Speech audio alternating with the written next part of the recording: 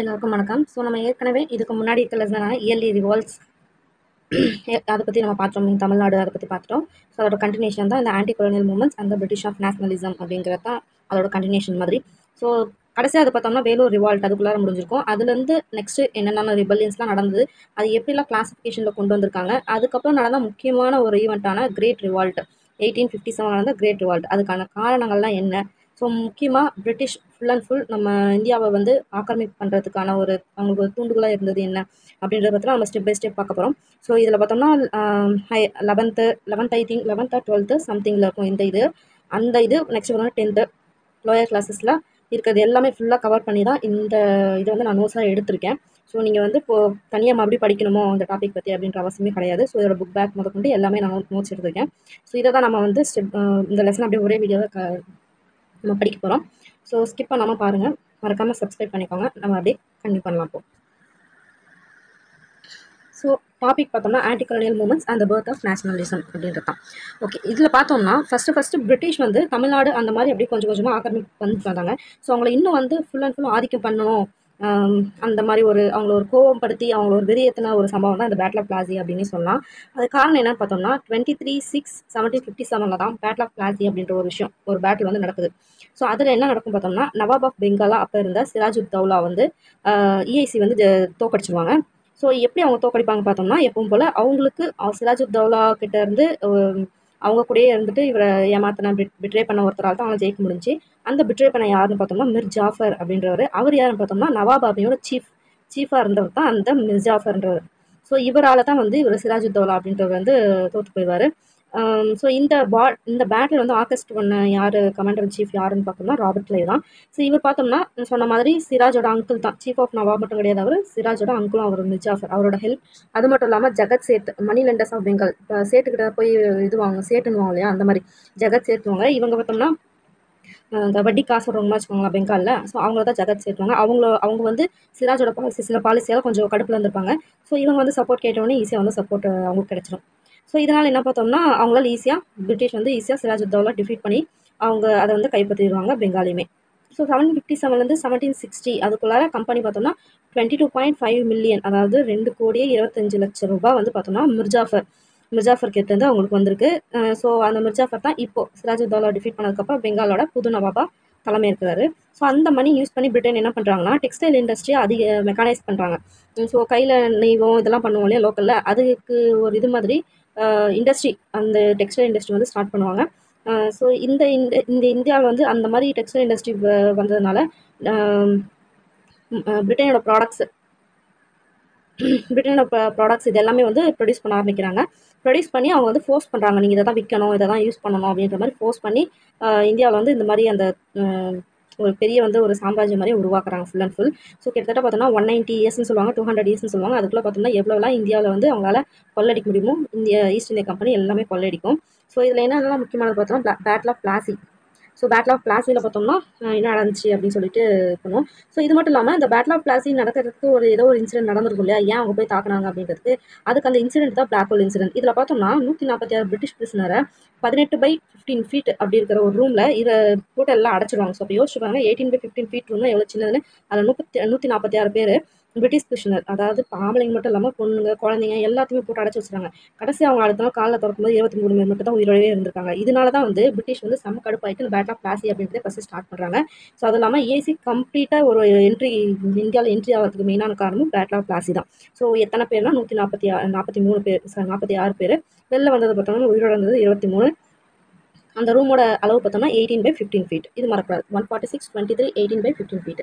So battle of Plassey வந்து என்னைக்கு நடந்துச்சு அப்படின்னு பார்க்கும்போது 23/6/1757. So great revolt 1857, battle of Plassey 1757. So 100 years difference வருது இல்லையா அப்படின்னு வச்சுக்கோங்க. 23/6/1757 யாருக்கு நடுவில் பார்த்தோம்னா நவாப் ஆஃப் பெங்காலான Siraj ud Daulah versus EIC. So யார் ஜெயிச்சது? இஐசி. யாரோட சப்போர்ட் மூலிமா? அவரோட அங்கிள் அண்ட் சீஃப் ஆஃப் ஆர்மியான மிர் ஜாஃபர் அவரோட சப்போர்ட், அதே மாதிரி ஜகத் சேத் இவங்களால. ஸோ 1757 வந்து அந்த 3 வருஷத்துக்குள்ளார கிட்டத்தட்ட எவ்வளோ வாங்கினாங்கன்னு பார்த்தோம்னா 22.5 மில்லியன். அதாவது நம்ம இது எப்படி சொல்லுவோம்னா 2,25,00,000 மிர் ஜாஃபர் வந்து கொடுக்குறாரு. Textile industry. ஸோ இதெல்லாம் வந்து பார்த்துக்கணும். எத்தனை இயர்ஸ் வந்து இப்போ நாங்கள் சொன்ன போது 190 இயர்ஸ். ஓகே. ஸோ இப்படியாக இந்தியா வந்து ஃபுல் அண்ட் ஃபுல் வந்து பிரிட்டிஷ்காரங்க வந்து ஆதிக்கம் பண்ண ஆரம்பிச்சிட்டாங்க.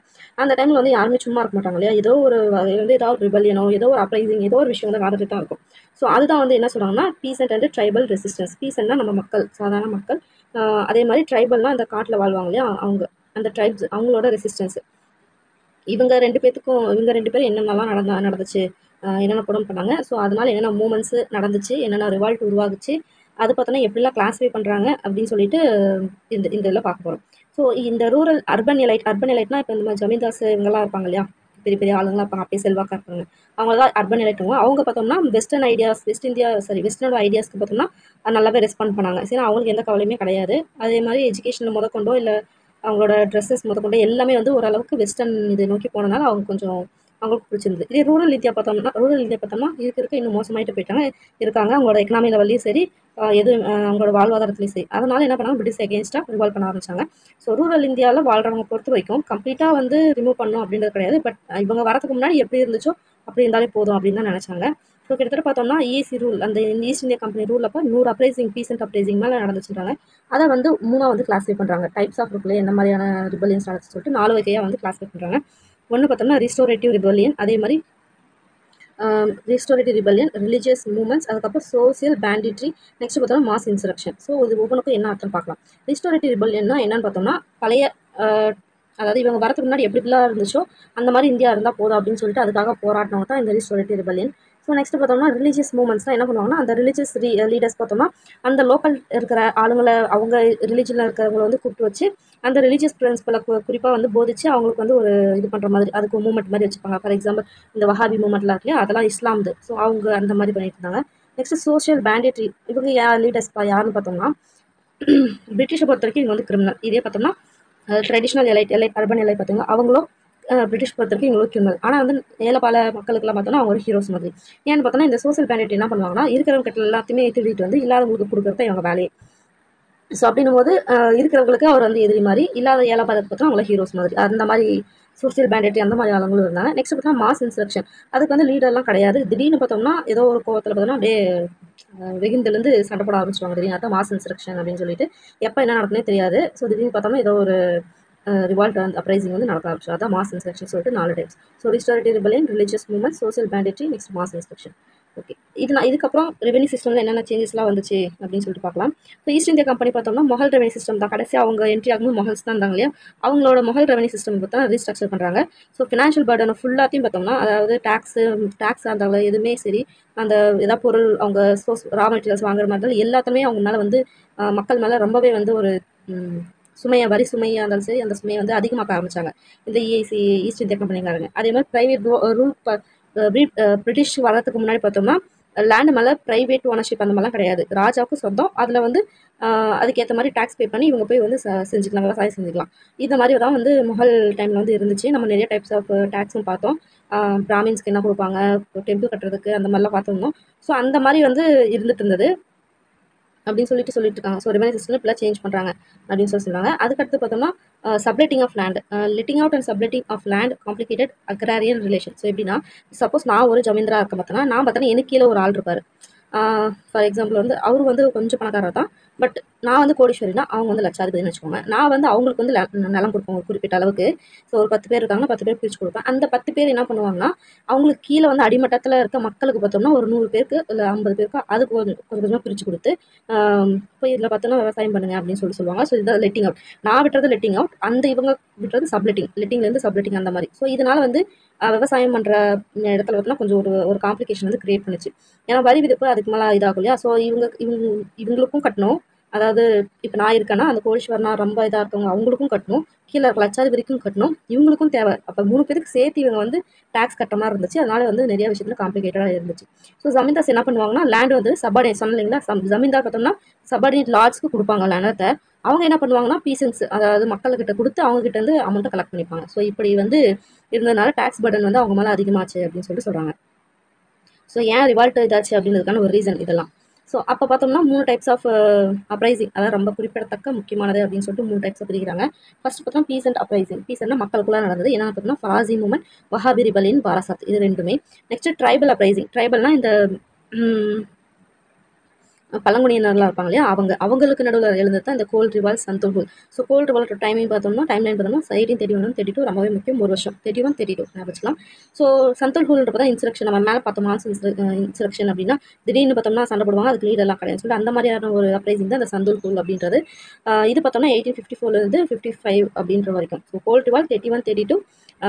இதே சந்தோல் ஹூல் பார்த்தோம்னா 54 55 31 32 54 55. ஸோ ஞாபகம் வச்சுக்கணும். முண்டாரி பிளைன் இதில் ரொம்ப ரொம்ப முக்கியம், 1889 நடந்தது. ஸோ அதாவது கிரேட் ரிவால்க்கு பின்னாடி தான் நடந்திருக்கு. ஸோ முண்டாரி பிளைன் 1889, கோல் ரிவால் 1831 32. நெக்ஸ்ட் சந்தோல் ஹூல் பார்த்தோம்னா 1854 55. முண்டாரி பிளைன் பார்த்தோம்னா 1889. இயர்ஸ் ரொம்ப முக்கியம். ஸோ அதை ஒவ்வொன்றா நம்ம பார்க்கலாம்.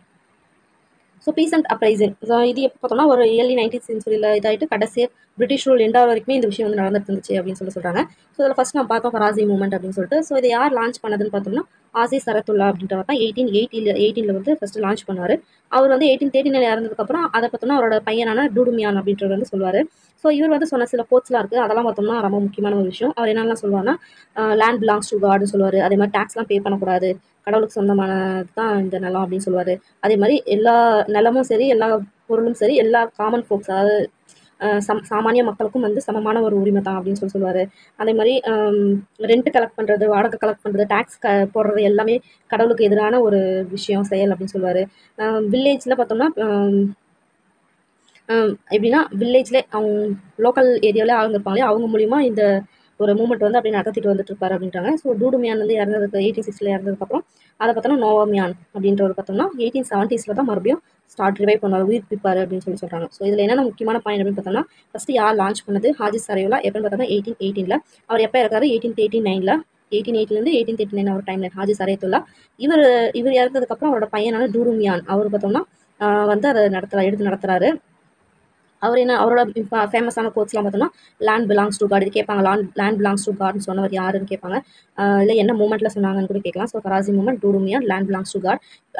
அதாவது ரெண்டோ இல்லை டேக்ஸோ எது பே பண்ணாலுமே அது வந்து கடவுளுக்கு எதிரான சொன்னது இவர் தான். அதே மாதிரி லேண்டோ இல்லை எந்த வெல்த்தாக இருந்தாலும் எல்லா சாமானிய மக்களுக்குமே பொதுவானது அப்படின்னு சொன்னவர் இவர் தான். நெக்ஸ்ட் பார்த்தோன்னா இவர் எப்போ இறந்து போகிறாரு, 1862 இறந்து போகிறாரு. அந்த டூடுமியான் 1862 இறந்ததுக்கப்புறம் மறுபடியும் நோவாமியான் அப்படின்றவர் பார்த்தோம்னா 1870s நம்ம அப்படியே தான் ஸ்டார்ட் பண்ணுவாங்க. ஸோ இப்படியாக ஃபராசி மூமெண்ட் இன்ஃபர்மேஷன் முடிஞ்சது. நெக்ஸ்ட் பார்த்தோம்னா வஹாபி ரிபல்லியன் இன் பராசத். அது பார்த்தோம்னா anti imperial and anti landlord மூமெண்ட்டாக வந்து இதை வஹாபி ரிபல்லியன் பராசத் கேட்பாங்க. So anti imperial and anti landlord movement எது அப்படின்னு சொல்லி கேட்டிருக்காங்க. ஸோ என்ன பார்த்தோம்னா Wahabi rebellion. So anti imperial and anti landlord பார்த்தோம்னா வஹாபி ரிபல்லியன் எங்கே நடந்துச்சுன்னு பார்க்கும்போது பராசத். ஓகே, இது ஃபஸ்ட்டு எங்கே ஸ்டார்ட் ஆச்சு, எப்போ ஸ்டார்ட் ஆச்சுன்னா 1827 பராசத் நம்ம மேலே பார்த்தோம். ஸோ அந்த பராசத் அப்படின்றது பார்த்தோம்னா பெங்கால், மேக்ஸிமம் இது எல்லாமே பெங்கால் சுற்றி தான் நடக்கும். அங்கேருந்து தான் ஈஸ்ட் இந்தியா கம்பெனி அதோட ஃபஸ்ட்டு ஆதிக்கத்தை ஸ்டார்ட் பண்ணும். அதனால் இது மேக்ஸிமம் பார்த்தோம்னா பெங்காலில் தான் நடக்கும். ஸோ பராசத் எங்கே இருக்குன்னு பார்த்தோம்னா பெங்கால் 1827. இதை வந்து இது பண்ணவர் யாருன்னு பார்த்தோம்னா டீட்டு மிர். அவர் வந்து ஒரு இஸ்லாமிக் ப்ரீச்சர், மதபோதகர். இஸ்லாமுக்கு வந்து ஒரு மதபோதகர் மாதிரி. இவர் என்ன பண்ணுவார்னா வஹாபி அப்படின்ற சவுதியில் இருக்க ஒரு இஸ்லாமிக் டைப் ஆஃப் இஸ்லாமிக் இது தான். இப்போ நம்ம பார்த்தாலே சன்னி, சூஃபி இந்த மாதிரிலாம் பார்த்தாலே அந்த மாதிரி சவுதியில் வஹாபி அப்படின்னு ஒன்று இருக்குது. ஒரு சவுதியில் இருக்க ஒரே ஒரு இது இருக்குன்னா வஹாபி. அதை வந்து இன்ஃப்ளூயன்ஸ் பண்ணி இவர் ஒரு இஸ்லாமிக் ப்ரீச்சராக வந்து இருந்துட்டு வராரு. இவர் பார்த்தோம்னா அந்த இஸ்லாமிக் பீசன்ஸ்லாம் இருப்பாங்க இல்லையா, முஸ்லீம் மக்கள், சாமானிய மக்கள்லாம் இருப்பாங்க இல்லையா, ஜமீன்தாரி சிஸ்டமாலாம் கஷ்டப்படுறவங்க, அவங்களுக்குலாம் இவர் ஒரு இப்போ யூடியூப்ல எப்படி இன்ஃப்ளூயன்ஸ் மாதிரி அந்த மாதிரி ஒரு இன்ஃப்ளூயன்ட் ஃபிகராக அவர் வந்து இருந்திருக்காரு. ஸோ டீட்டு மிர் அப்படின்றவர் தான் இந்த வஹாபி மூமெண்ட் வந்து ஃபஸ்ட்டு இது பண்ணவர். 1827 ஸ்டார்ட் ஆகுது, பராசத் ஆஃப் பெங்கால் நடந்திருக்கு. ஸோ எப்படி கொஸ்டின் கேட்கலாம், anti imperial and anti landlord movement அப்படின்னு கேட்டாங்கன்னா இந்த வஹாபி மூமெண்ட் ரொம்ப ரொம்ப முக்கியமான பாயிண்ட் அது. அதில் இப்படியும் கேட்கலாம், anti imperial and anti landlord movement first எந்த மூமெண்ட் அப்படின்னு சொல்லிட்டு கேட்கலாம். ஸோ எப்படினாலும் கொஸ்டின் கேட்கலாம். மொத்தத்தில் anti imperial anti landlord first அப்படின்னாலே வஹாபி தான். ஸோ அதை ஞாபகம் வச்சுக்கணும். நெக்ஸ்ட் பார்த்தோம்னா ஃபஸ்ட்டு மேஜர் அட்டாக் வந்து நடக்குது. ஸோ ரிபல்லியன்னாவே ஏதோ ஒரு சண்டை, கண்டிப்பாக ஏதோ ஒரு அட்டாக் ஏதோ நடக்குது. ஸோ அது பார்த்தோம்னா ஃபஸ்ட்டு எப்போ நடக்குதுன்னா 6/11/1831. ஸோ ஆரம்பிச்சது 1827. எப்போ அட்டாக் நடக்குதுன்னா 1831. டேட் பார்த்தோம்னா 6/11/1831 ஃபஸ்ட் அட்டாக் நடக்குது. எங்கன்னு பார்த்தோம்னா டவுன் ஆஃப் பூமியா அப்படின்ற ஒரு இடத்துல தான் ஃபஸ்ட் அட்டாக் பண்ணுறாங்க. டீட்டோ என்ன பண்ணுறாங்கன்னா பிரிட்டிஷ் வந்து எங்களுக்கு நாங்கள் வந்து சுதந்திரத்தை வந்து பண்ணின்னு சொல்லி அவங்க டிக்ளேர் பண்ணிக்கிறாங்க. பட் பிரிட்டிஷ் விடுவாங்களா, நிறைய ஆளுங்களை ட்ரூப்ஸ் அனுப்பி நர்கெல் பெரியா அப்படின்ற இடத்துக்கு வந்து அனுப்பி டீட்டோ அண்ட் சோல்ஜர்ஸ் எல்லாத்தையுமே கொண்டுட்டு ஸோ மறுபடியும் வந்து அவங்களோட பவர் வந்து அவங்க நிலைநாட்டுறாங்க. ஸோ இதில் தெரிஞ்சிக்க வேண்டிய முக்கியமான விஷயம் என்ன வஹாபி அப்படின்னு பார்த்தோம்னா இது ஒரு anti imperial and anti landlord movement. இது ரொம்ப முக்கியம். எப்போ ஒரிஜினல்னு பார்த்தோம்னா 1827 பெங்காலில் பராசத் அப்படின்ற இடத்துல. ஏன் ஸ்டார்ட் பண்ணால் பார்த்தோம்னா டி2 மீர். இவர் ஒரு இஸ்லாமிக் டீச்சர்.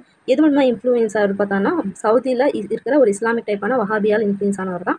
ஸோ இவர் யார் யாரெல்லாம் இன்ஃப்ளூயன்ஸ் பண்ணுறாருன்னு பார்த்தோம்னா ஜமீன்தாரி சிஸ்டம் மூலிமா ரொம்ப அமுக்கப்பட்டு இருக்க அந்த பீசன்ஸ், நார்மலான இஸ்லாமிக் பீசன்ஸுக்கு வந்து ஒரு இன்ஃப்ளூயன்சர் மாதிரி இருந்திருக்காரு.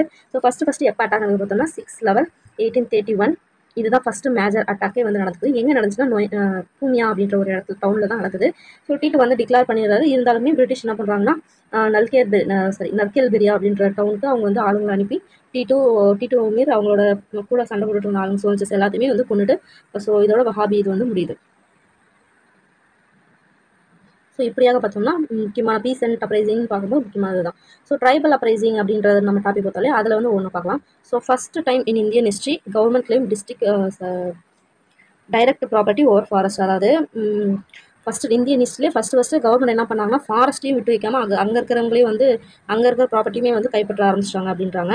ஸோ நெக்ஸ்ட்டு இந்த ஃபாரஸ்ட் வந்து கமர்ஷியலைசேஷன் பண்ணுறதுக்காக என்ன பண்ணிருக்காங்கன்னா மரம் வெட்டுறது மற்ற விஷயம்லாம் செய்ய ஆரம்பிக்கிறாங்க. இதனால என்ன ஆகுதுன்னா அங்கே ஒரு பழங்காலத்தில் மக்கள்லாம் வாழ்ந்துருப்பாங்களே ஒரு ட்ரைபாக பழங்குடிகள்லாம். ஸோ அந்த இதெல்லாம் கொஞ்சம் கொஞ்சமாக அப்படியே பிரிஞ்சு ஒரு இதாக போயிட்டுருக்கு அப்படின்னு சொல்கிறாங்க. ஸோ இவங்களால என்ன பண்ணுறாங்கன்னா ட்ரைபல் ஏரியாஸ் வந்து இந்த மாதிரிலாம் பண்ணுறாங்க இல்லையா, எல்லாத்தையுமே கொஞ்சம் கொஞ்சமாக அழிச்சிட்டு வராங்க இல்லையா. இதனால் என்கரேஜ் ஆன நான் ட்ரைபல் பீப்புள்னா ஃபார் எக்ஸாம்பிள் இந்த ஜமீன்தாஸ், அதாவது யாருன்னா மணி லெண்டர்ஸ், அந்த கந்து வெட்டி கொடுக்குறவங்க, ட்ரேட் பண்ணுறவங்க, அதே மாதிரி அந்த லேண்ட் அபகரிக்கிறவங்க, கான்ட்ராக்டர்ஸ், இவங்களுக்குலாம் வந்து ஒரு தைரியம் வந்து போய் அவங்களும் வந்து கூட ட்ரைபல் பீப்புளுக்கு வந்து தொல்லை கொடுக்குற மாதிரி பண்ணிட்டு இருக்காங்க. ஸோ கேட்பாங்க யாரெல்லாம் நான் ட்ரைபல் பீப்புள் அப்படின்னு சொல்லி கேட்டாங்கன்னா money lenders, traders, land grabbers and contractors இவங்கெல்லாம் போய் அதே மாதிரி பண்ண ஆரம்பிக்கிறாங்க. இவங்க இந்த மாதிரி பண்ணுறதுனால என்ன பண்ணுறாங்கன்னா ஆதிவாசி லேண்ட் அப்படின்ற ஒரு விஷயம் இருக்குது. அதை பார்த்தோன்னா அது எல்லாமே அழிய ஆரம்பிக்குது. அதே மாதிரி அந்த ட்ரெடிஷ்னலாக காலங்காலமாக அங்கே வந்துட்டு இருந்தவங்க எல்லாமே வந்து இடம்பெயர்றாங்க. ஸோ இது பார்த்தோம்னா tribal resistance is response against to change peaceful tribal life or to advantage over innocent tribal people. So இதனால தான் பார்த்தோம்னா இந்த மாதிரி கொஞ்சம் கொஞ்சமாக ட்ரெடிஷ்னலாக இந்த ட்ரைபல் பீப்புளோட வாழ்வாதாரத்தை அழிக்கிறதுனாலையும் அவங்கள வந்து கொத்தடிமை மாதிரி நடத்துறது தான் வந்து ட்ரைபல் அப்ரைசிங் ஏற்படுறதுக்கு ஒரு முக்கியமான காரணியாக வந்து இது பண்ணுறாங்க. ஸோ இதில் முக்கியமான விஷயம் என்னென்னா பிரிட்டிஷ் வந்து முதல்ல போய் இங்கே இருக்கிறத ஆட்சி செய்கிறத பார்த்தா ஊருக்குள்ளன்னு பார்த்தாது காட்டுக்குள்ளார போய் அங்கே ட்ரெடிஷ்னலாக வாழ்ந்துட்டு இருக்க காட்டுவாசிங்க, ஆதிவாசி இவங்களை எல்லாத்தையுமே வந்து இம்சை பண்ண ஆரம்பிக்கிறாங்க. ஸோ இதனால் என்கரேஜ் ஆனால் மற்ற நான் ட்ரைபல் ஏரியாஸில் இருக்க பீப்புளான மணி லெண்டர்ஸு, ட்ரேடர்ஸு, லேண்ட் கிராபர்ஸ், கான்ட்ராக்ட்ஸ் இந்த 4 பேரும் அதை நம்ம ஆளுங்களே நோட்டு வச்சுக்கலாம். இவங்கெல்லாம் என்ன பண்ணுறாங்கன்னா போய் அந்த இதை வந்து ஃபாலோ பண்ணுறாங்க அந்த மெத்தடை. இதனால் ஆதிவாசி அப்படின்ற ஒரு ட்ரெடிஷ்னல் ஹேபிடேட் பார்த்தோம்னா கிட்டத்தட்ட வந்து எல்லாமே அழிஞ்சிட்டு வருது. அதே மாதிரி மூவ் ஆகுறாங்க. அவங்க ட்ரெடிஷ்னலாக வாழ்ந்துட்டு இருந்த இடத்துக்கு அடுத்த இடத்துக்கு மூவ் ஆகுறாங்க. இதனால தான் வந்து ட்ரைபல் அப்ரைசிங் வரதுக்கு ஒரு முக்கியமான காரணமாக அமையுது அப்படின்னு சொல்லிட்டு சொல்கிறாங்க. ஸோ அந்த ட்ரைபல் அப்ரைசிங்கில் ஃபஸ்ட் நடந்தது தான் கோல்ட் ரிவால்ட். அது டைம்லைன் பார்த்தோம்னா 1831 32 இதுக்குள்ளார வந்து நடக்குது. ஓகே, இந்த கோல்ட் ரிவால்ட் எங்கே நடந்துச்சு அப்படின்னு பார்க்கலாம். Chota Nagpur and Singhbhum region. இப்போ பார்த்தோம்னா அது ஜார்க்கண்ட் அண்ட் ஒடிஷா இந்த இடத்துல வந்து இருக்குது. ஸோ அப்போ பார்த்தோம்னா சோட்டா நாக்பூர் அண்ட் சிங்பம் ரீஜனில் நடந்துச்சுன்னு சொல்கிறாங்க. கேட்கலாம் எங்கே நடந்துச்சு கோல்ட் ரிவால்ட்னா Chota Nagpur and Singhbhum region. So இப்போ வந்து அது என்னன்னு சொல்லுவாங்க பார்த்தோம்னா ஜார்க்கண்ட் ஒடிஷாவில் அந்த இடம் இருக்குது. ஓகே, அது தெரிஞ்சுக்கணும். ஸோ அந்த டைமில் அதுக்கு லீடராக இருந்தது யாரும் பார்த்தோம்னா பில்ராய் அண்ட் சிங்ராய் அப்படின்றவங்க தான் 2 பேரும் தான் லீடராக இருந்திருப்பாங்க. அந்த சோட்டா நாக்பூர் அந்த ஏரியாவில் தான் நடந்துச்சு. அங்கே ஒரு ராஜா இருந்திருப்பார். அவர் என்ன பண்ணுவார்னா அந்த மணி லெண்டர்ஸ் அந்த கந்துவட்டிலாம் இது பண்ணுவாங்க இல்லையா, கடன் கொடுப்பாங்க இல்லையா, அவங்களுக்கு வந்து என்ன பண்ணுவாங்கன்னா ரெவென்யூ கலெக்ட் பண்ண சொல்லி இது பண்ணுறது, லீஸ் போடுறது. அந்த மாதிரி லீஸ் போடும்போது இப்போ ரெவன்யூ வந்து ஒரு 100 ரூபா 1000 ரூபாய் வாங்கிட்டு வராங்க அப்படின்னு சொன்னால் அதில் ஒரு குறிப்பிட்ட தொகையை அவங்களுக்கு கொடுத்துட்டு மீதி வந்து இவங்க வாங்கிக்கிறது. அந்த மாதிரி வந்து லீஸ் போடுறாங்க ரெவென்யூ கலெக்ட் பண்ணுறதுக்கு மணி லெண்டர்ஸை. ஸோ இதனால் என்ன பண்ணுறாங்கன்னா ட்ரைபல் பீப்புள்ஸ் நிறைய பார்த்தோம்னா கொடுக்காதவங்க இவங்களை எல்லாத்தையுமே ஃபோர்ஸ் பண்ணி அந்த இடத்த விட்டு துரத்த ஆரம்பிக்கிறாங்க. இதனால தான் வந்து அந்த கோல் இன மக்களுக்கு பார்த்தோன்னா அது ஒரு கடுப்பாக இருக்கும் இல்லையா, சும்மா இந்த மாதிரி பண்ணிட்டு இருக்கனால. இதனால என்ன பண்ணுறாங்கன்னா ஃபஸ்ட்டு அவங்களோட எதிர்ப்பை காட்டுறதுக்காக ஃபஸ்ட்டு ஸ்டார்டிங்கில் என்ன பண்ணுறாங்கன்னா போய் அவங்கக்கிட்ட சூறையாடுறது, அவங்களோட இதெல்லாம் இருக்கும் இல்லையா, பீரங்கி, மற்ற துப்பாக்கி இந்த மாதிரி பொருளாக வச்சுருப்பாங்க இல்லையா, இந்த மாதிரி இதெல்லாம் போய் திருடுறது. நெக்ஸ்ட் பார்த்தோம்னா அவங்களோட ப்ராப்பர்ட்டிஸ் இருக்கும், வீடோ இல்லை அவங்களோட நிலமோ எது வந்தாலும் அதெல்லாம் அட்டாக் பண்ணி அதை இது பண்ணுறது. இந்த மாதிரிலாம் அவங்களோட இனிஷியலாக அவங்களோட ப்ரொடக்ட்ஸ் வந்து காட்டுறாங்க. இதுக்கப்புறமா அவங்க அடங்காமல் இருந்ததுனால என்ன பண்ணுறாங்கன்னா அந்த மணி லெண்டர்ஸ் மெர்ச்சன்ட்ஸ்லாம் இருப்பாங்களே அவங்களெல்லாம் கொல்ல ஆரம்பிக்கிறாங்க. ஸோ இது மாதிரி பார்த்தோம்னா இவங்க வரும்போது அந்த ஒரு மெசேஜ், அதாவது ஒரு சத்தம், ட்ரம்ஸ் வந்து வாசிச்சுக்கிட்டே வருவாங்க. ஸோ இது மூலமாக அவங்க வராங்க, அவங்க ஒரு வார்னிங், வெளியிருந்து வந்த ஆளுங்களுக்குலாம் போக சொல்லி ஒரு வார்னிங் மாதிரி கொடுப்பாங்க. ஸோ இந்த மாதிரி பார்த்தோம்னா மெசேஜ் வந்து ஸ்ப்ரெட் பண்ணிட்டு இருந்தாங்க, அவங்களோட எதிர்ப்பை வந்து காட்டிட்டு இருந்தாங்க. ஸோ பிரிட்டிஷ் என்ன பண்ணாங்கன்னா அவங்க வயலன்ஸ் மூலிமா ஸோ வரவங்களை எல்லாம் கொல்றது இது பண்ணுறது சொல்கிறது அப்படின்னு சொல்லிட்டு அவங்களோட வயலன்ஸை காட்டிட்டு இருந்தாங்க. ஸோ கோல்டு வார் வந்து இதுதான் விஷயமே வந்து இதுதான். ஸோ கோல்டு வாரோட டைம்லைன் பார்த்தோன்னா 31 and 32 வரைக்குமே இந்த மாதிரி ஒரு விஷயம் நடந்துட்டு இருந்துச்சு. எங்கே நடந்துச்சுன்னு பார்த்தோன்னா சோட்டா நாக்பூர், சிங்பம் ரீஜன். இப்போ பார்த்தோன்னா ஜார்க்கண்ட், ஒடிசா இருக்குது. இல்லையிட்ட பார்த்தோன்னா பிங்ராய், சிங்கராய். இது ஏன் வந்து நடந்துச்சு, இங்கே கோல் இன மக்கள் வந்து ஏன் வந்து ரிவால்ட்டை ஸ்டார்ட் பண்ணாங்கன்னு பார்த்தோம்னா, அந்த டைமில் சோட்டா நாக்பூரில் அந்த ராஜா பார்த்தோம்னா ரெவன்யூ கலெக்ட் பண்ணுறதுக்கு லீஸுக்கு விடுறாரு மணி லெண்டர்ஸ்க்கோ. இதனால் வந்து ஃபோர்ஸ் பண்ணி அவங்களெல்லாம் வெளியேற்றுறாங்க, காசு கொடுக்க முடியாத அவங்களெல்லாம். ஸோ இதனால் இனிஷியலாக அவங்களோட எதிர்ப்பை காட்டுறதுக்காக அவங்களோட ஆர்ஜன்லேருந்து திருடுறது, அந்த வெளிலேருந்து வந்தவங்களை அட்டாக் பண்ணுறது மாதிரி பண்ணிட்டு இருந்த ப்ராப்பர்ட்டிஸ் அட்டாக் பண்ணுறதுன்னு. ஸோ இது வந்து அவங்க அப்பயுமே வந்து அது நிறுத்தாதனால அவங்களே வந்து மணி லெண்டர்ஸ், மெர்ச்சன்ட்ஸ் இவங்க எல்லாருமே கொல்லவும் ஆரம்பிக்கிறாங்க. அவங்க எப்படி வந்து மெசேஜ் ஸ்ப்ரெட் பண்ணுறாங்க, லீடர்ஸ் அந்த எப்படி ஸ்ப்ரெட் பண்ணுவாங்க பார்த்தோம்னா ட்ரம்ஸ் வாசிச்சு இல்லை வார்னிங் வந்து கொடுப்பாங்க, இந்த மாதிரி யாரும் உள்ள வராதிங்க அப்படின்ற மாதிரி. ஸோ ஆனால் பிரிட்டிஷ் பார்த்தோன்னா அவங்க ரொம்ப வன்முறையை யூஸ் பண்ணி அவங்கள வந்து அடக்குனாங்க அப்படின்னு சொல்கிறாங்க. ஸோ முக்கியமான விஷயம் தான். ஸோ அதுக்கடுத்து வந்து தான் பார்த்தோன்னா சந்தூல்பூர் இன்சரக்ஷன் அப்படின்றது 1854 55 வரைக்கும் நடந்தது. ஸோ சந்தால்ஸ் அப்படின்றவங்க வந்து மாஞ்சி அப்படின்வாங்க. இவங்க ஈஸ்டர்ன் இந்தியாவில் வந்து ஒரு இடத்துல இல்லாமல் அப்படியே ஸ்கேட்டர் ஆகிட்டு, இப்போ இங்கே ஒரு கிலோமீட்டர் டிஸ்டன்ஸில் ஒரு ஊர் மாதிரி இருக்காங்களா, ஒரு 2 கிலோமீட்டர் டிஸ்டன்ஸில் ஒரு 4-5 பேர், அந்த மாதிரி வந்து ஒரு ஸ்கேட்டராக இருந்தாங்க. மொத்தத்தில் பார்த்தோம்னா ஈஸ்ட் இந்தியாவில் இருந்தவங்க தான் அந்த சந்தால்ஸ் மாஞ்சின்வாங்க. ஸோ இவங்க பார்த்தோம்னா இந்த ஜமீன்தாரில் பெர்மனெண்ட்டாக அவங்க வந்து இது பண்ணணும் அப்படின்றதுக்காக அவங்களையெல்லாம் வெளில துரத்திட்டு இந்த ஜமீன்ஸ் இவங்கெல்லாம் வந்து அங்கே போய் இது பண்ணுறாங்க. ஸோ இதனால் என்ன பண்ணாங்கன்னா ராஜ்மஹால் ஹில்ஸ் அந்த இடத்துல இவங்க இருந்துட்டு இருக்காங்களா, ஈஸ்டர் சைட்லேருந்து ராஜ்மஹால் ஹில்ஸ் வரும். ஸோ அங்கே இருக்க ஏரியாஸ் எல்லாமே கிளியர் பண்ணுறாங்க. லோக்கல் போலீஸ், யூரோப்பியன் ஆஃபீஸர்ஸ், ரயில் கன்ஸ்ட்ரக்ஷன் பண்ணுறதுக்காக அந்த லோக்கலில் இருக்க ஆளுங்க எல்லாத்தையுமே பார்த்தோம்னா அவங்களையெல்லாம் ரொம்ப வந்து இது பண்ணுறாங்க, கஷ்டப்படுத்துகிறாங்க. ஸோ இது மட்டும் இல்லாமல் என்ன பண்ணுறாங்கன்னா அவங்க வந்து மணி லெண்டர்ஸ் அவங்களோட வாழ்வாதாரத்துக்காக மணி லெண்டர்ஸ் வந்து அவங்க நம்புற மாதிரி. ஃபார் எக்ஸாம்பிள் வந்து காசு எனக்கு வேணும், இப்போ நான் வாழ்றதுக்கு காசு வேணும்னா அவங்கக்கிட்ட எல்லாமே உழைப்பை வாங்கிக்குவாங்க. பட் ஆனால் அவங்க சரியான ஒரு இது கொடுக்கறதுனால எக்ஸ்ட்ரா நான் வேணும்னா யாருக்குன்னா போய் கடன் தான் வாங்குவேன். அவங்க தான் யாருன்னா அந்த மணி லெண்டர்ஸ். ஸோ இதனால் என்ன பண்ணுவாங்கன்னா போய் நான் கடன் வாங்குறேன், மறுபடியும் நான் கடன் வாங்குறேன், மறுபடியும் போய் கடன் வாங்குறேன். ஸோ அவங்களே நம்பி இருக்கிற மாதிரி ஒரு இதாகிடுது. இதனால என்ன பண்ணுறாங்கன்னா திரும்ப திரும்ப வந்து அந்த போய் கடன் வாங்குற அந்த ஒரு சைக்கிள்குள்ளாரே போய் மாட்டிக்கிறாங்க. ரொம்ப ஒரு கஷ்டத்துக்கு இது மாதிரி ஆளாகிறாங்க. ஸோ இவங்க போய் இதை வந்து பிரிட்டிஷ் கிட்ட சொன்னாலுமே பிரிட்டிஷ்க்கு தான் ஏற்கனவே ஒரு பங்கு போகுது அப்படின்னு அவங்க எப்படி இது பண்ணுவாங்க. ஸோ இதனால் அவங்க வந்து அது கண்டுக்கிறதுமே இல்லாமல் இருக்காங்க. இதனால தான் அவங்க ஃபஸ்ட்டு அவங்களுக்கு ஒரு கடுப்பாகுது, இன்சரக்ஷன் திடீர்னு. ஸோ இந்த கஷ்டத்தெல்லாம் கொஞ்சம் கொஞ்சமாக பொறுத்து கடைசியில் வெடிச்சிருக்க மாதிரி அந்த மாதிரி அவுட் பிரேக் நடக்குது. ஸோ எப்போ நடக்குது அப்படின்னு பார்க்கும்போதுனா 1854 அப்போ தான் சோசியல் பேண்டேட்ரி நுழையிறாங்க. ஸோ நம்ம அந்த சோசியல் பேண்டேட்ரி பார்த்தோம்னா பணக்காரங்களுக்கெல்லாம் வில்லன் மாதிரி, ஏழை மக்களுக்கு வந்து ஹீரோஸ் பண்ண பார்த்துல அந்த மாதிரி சோசியல் பேண்டேட்ரி வந்து என்ட்ரி கொடுக்குறாங்க. அவர் தான் யாருன்னு பார்த்தோம்னா பீர் சிங் அப்படின்றவர். நிறைய இடத்துல நம்ம கொள்ளடிக்கிறது போய் மக்கள் கொடுக்குறது இந்த மாதிரி வந்து ஹெல்ப் பண்ணிட்டு இருக்காரு. ஸோ நெக்ஸ்ட் பார்த்தோம்னா மகாஜன்ஸ் அந்த ட்ரேடர்ஸ் இவங்களுக்கு எகேன்ஸ்டாக தான் இவர் நிறைய வந்து பண்ணிட்டு இருக்காரு. ஸோ 1855 பார்த்தோம்னா 2 சந்தால் பிரதர்ஸ், அந்த சந்தால் இன மக்களை சேர்ந்து 2 பிரதர்ஸ் சிந்து அண்ட் கண்ணு என்ன பண்ணுறாங்கன்னா அவங்க வந்து கடவுள்கிட்டேருந்து எனக்கு மெசேஜ் வந்துச்சு, இந்த ரிபல்லியனை லீட் பண்ண சொல்லி எனக்கு மெசேஜ் வந்துச்சுன்னு சொல்லிட்டு சொல்கிறாங்க. ஸோ இவங்க என்னென்னலாம் சொல்கிறாங்க அப்படின்னு சொல்லிட்டு பார்க்கலாம். 1855 ஜூன் அந்த வாக்கில் என்ன சொல்கிறாங்கன்னா அவங்களோட பாம்லாம் வந்து தனியாக மாறி போகும், bomb will turn into water அப்படின்றாங்க. 1855 ஜூலையில் பார்த்தோம்னா ஜமீன்தார்ஸ், மகாஜன்ஸ் அந்த பிரிட்டிஷ் அஃபிஷியலுக்கு எகேன்ஸ்டாக கலவரத்தை வந்து தூண்டுறாங்க. இந்த மாதிரிலாம் பண்ணிட்டு இருக்காங்க. பவுஸ், பாய்சன்ட் ஏரோ, அதே மாதிரி நிறைய ஸ்வாட்ஸ் இந்த மாதிரிலாம் எடுத்துக்கிட்டு ஆக்சஸ் இதெல்லாம் எடுத்துக்கிட்டு ராஜ்மஹால் அண்ட் பஹால்பூர் எங்களுக்கு வந்து அவங்களுக்கு எதிராக வந்து போர் புரியறதுக்காக போகிறாங்க. ஸோ பிரிட்டிஷ் என்ன பண்ணுறாங்கன்னா அவங்களோட வில்லேஜஸ் எல்லாத்தையுமே ரெய்டு பண்ணி அவங்க எல்லாமே டெஸ்ட்ராய் பண்ணாங்க. கிட்டத்தட்ட 15,000 25,000 சந்தால்ஸை கொலை பண்ணுறாங்க. ஸோ 1855 இதெல்லாம் என்ன பண்ணுறாங்கன்னா சந்தால்ஸை ஆக்குப்பை பண்ணுறாங்க இல்லையா, அந்த டெரிட்டரிஸ் பார்த்தோம்னா யாரும் போகக்கூடாதுன்ற மாதிரி ஒரு ஆக்ட் வந்து பாஸ் பண்ணுறாங்க 1855. So act form territory into separate division call Santhal Pargana division அப்படின்னு சொல்லிட்டு ஒரு தனியாக ஒரு டிவிஷனே அவங்களுக்காக ஏற்படுத்தி தனியாக பிரித்து அவங்க இது பண்ணிடுறாங்க அப்படின்னு சொல்லிட்டு சொல்கிறாங்க. ஸோ இதில் என்னென்னலாம் கொஷின் கேட்கலாம் அப்படின்னு பார்த்தீங்கன்னா ஃபஸ்ட்டு இது வந்து எந்த ஏரியாவில் நடந்துச்சு அப்படின்ற மாதிரி கேட்பாங்க. ஸோ மேக்ஸிமம் பார்த்தோம்னா சந்தால்ஸ்னால் ஃபஸ்ட்டு என்னன்னு கேட்பாங்க. அவங்க மாஞ்சி அப்படின்னு சொல்லுவாங்க அவங்க பேர். மேக்ஸிமம் ஈஸ்டர்ன் இந்தியாவில் தான் இருந்திருக்காங்க. அதே மாதிரி எந்த ஹில்ஸை சுற்றி இருந்திருக்காங்க பார்த்தோம்னா ராஜ்மஹால் ஹில்ஸை சுற்றி தான் இருந்திருக்காங்க. ஸோ அப்போ என்ன பண்ணுறாங்கன்னா எப்போ அவுட் பிரேக் மெயினாக நடக்குது அப்படின்னு பார்த்தோம்னா 1854 ஸ்டார்ட் ஆகுது. இன்னும் 1854 55. ஸோ 1854 வந்து பீர் சிங் அப்படின்றவர் தான் ஃபஸ்ட்டு என்ன பண்ணுறாருன்னா இந்த மாதிரி சோசியல் பேண்டேட்ரி அந்த மாதிரி ஆக்டிவிட்டீஸில் ஈடுபடுறாரு. நெக்ஸ்ட் அந்த யாருக்கு எதிரான்னு கேட்பாங்க, மகாஜன்ஸ்க்கும் ட்ரேடர்ஸ்க்கும் அவங்களுக்கு எகேன்ஸ்டாக 1855 தான் வந்து செந்தால் பிரதர்ஸ் 2 பேர் கிளம்புறாங்க, சித்து கண்ணு அப்படின்னு சொல்லிட்டு நான் கடல் கேட்டு வந்து எங்களுக்கு ஆசீர்வாதம் கிடைச்சிச்சு அப்படின்னு சொல்லிட்டு இவங்க தான் ரிபல்லியன் லீட் பண்ணுறாங்க. ஸோ 1855 ஜூனில் பார்த்தோம்னா that bomb will turn into water அப்படின்னு சொல்லி ப்ரொக்ளைம் பண்ணுறாங்க. 1855 ஜூலையில் பார்த்தோம்னா ஜமீன்தார்ஸ், மகாஜன்ஸ் நம்ம பிரிட்டிஷ் ஆஃபீஸருக்கு எகேன்ஸ்டாக புரட்சி வந்து கிளப்புறாங்க. எதெல்லாம் எடுத்துகிட்டு போகிறாங்க பார்த்தோன்னா அவங்களுக்கு எதாவது பவுஸ், ஏரோஸ், பாய்சன் ஏரோஸ், அதுவும் ஆக்சஸ் வாட்ஸ் இதெல்லாம் எடுத்துகிட்டு அவங்களுக்கு எதிராக வந்து சண்டை போடலாம் அப்படின்னு சொல்லி போகிறாங்க. ராஜ்மஹால் அண்ட் பஹல்பூர் இதை தான் அவங்க வந்து ஆக்குபை பண்ணிப்பாங்க. நம்ம பார்த்தோம் ராஜ்மஹால் ஹில்ஸ் அப்படின்னு சொல்லிட்டு.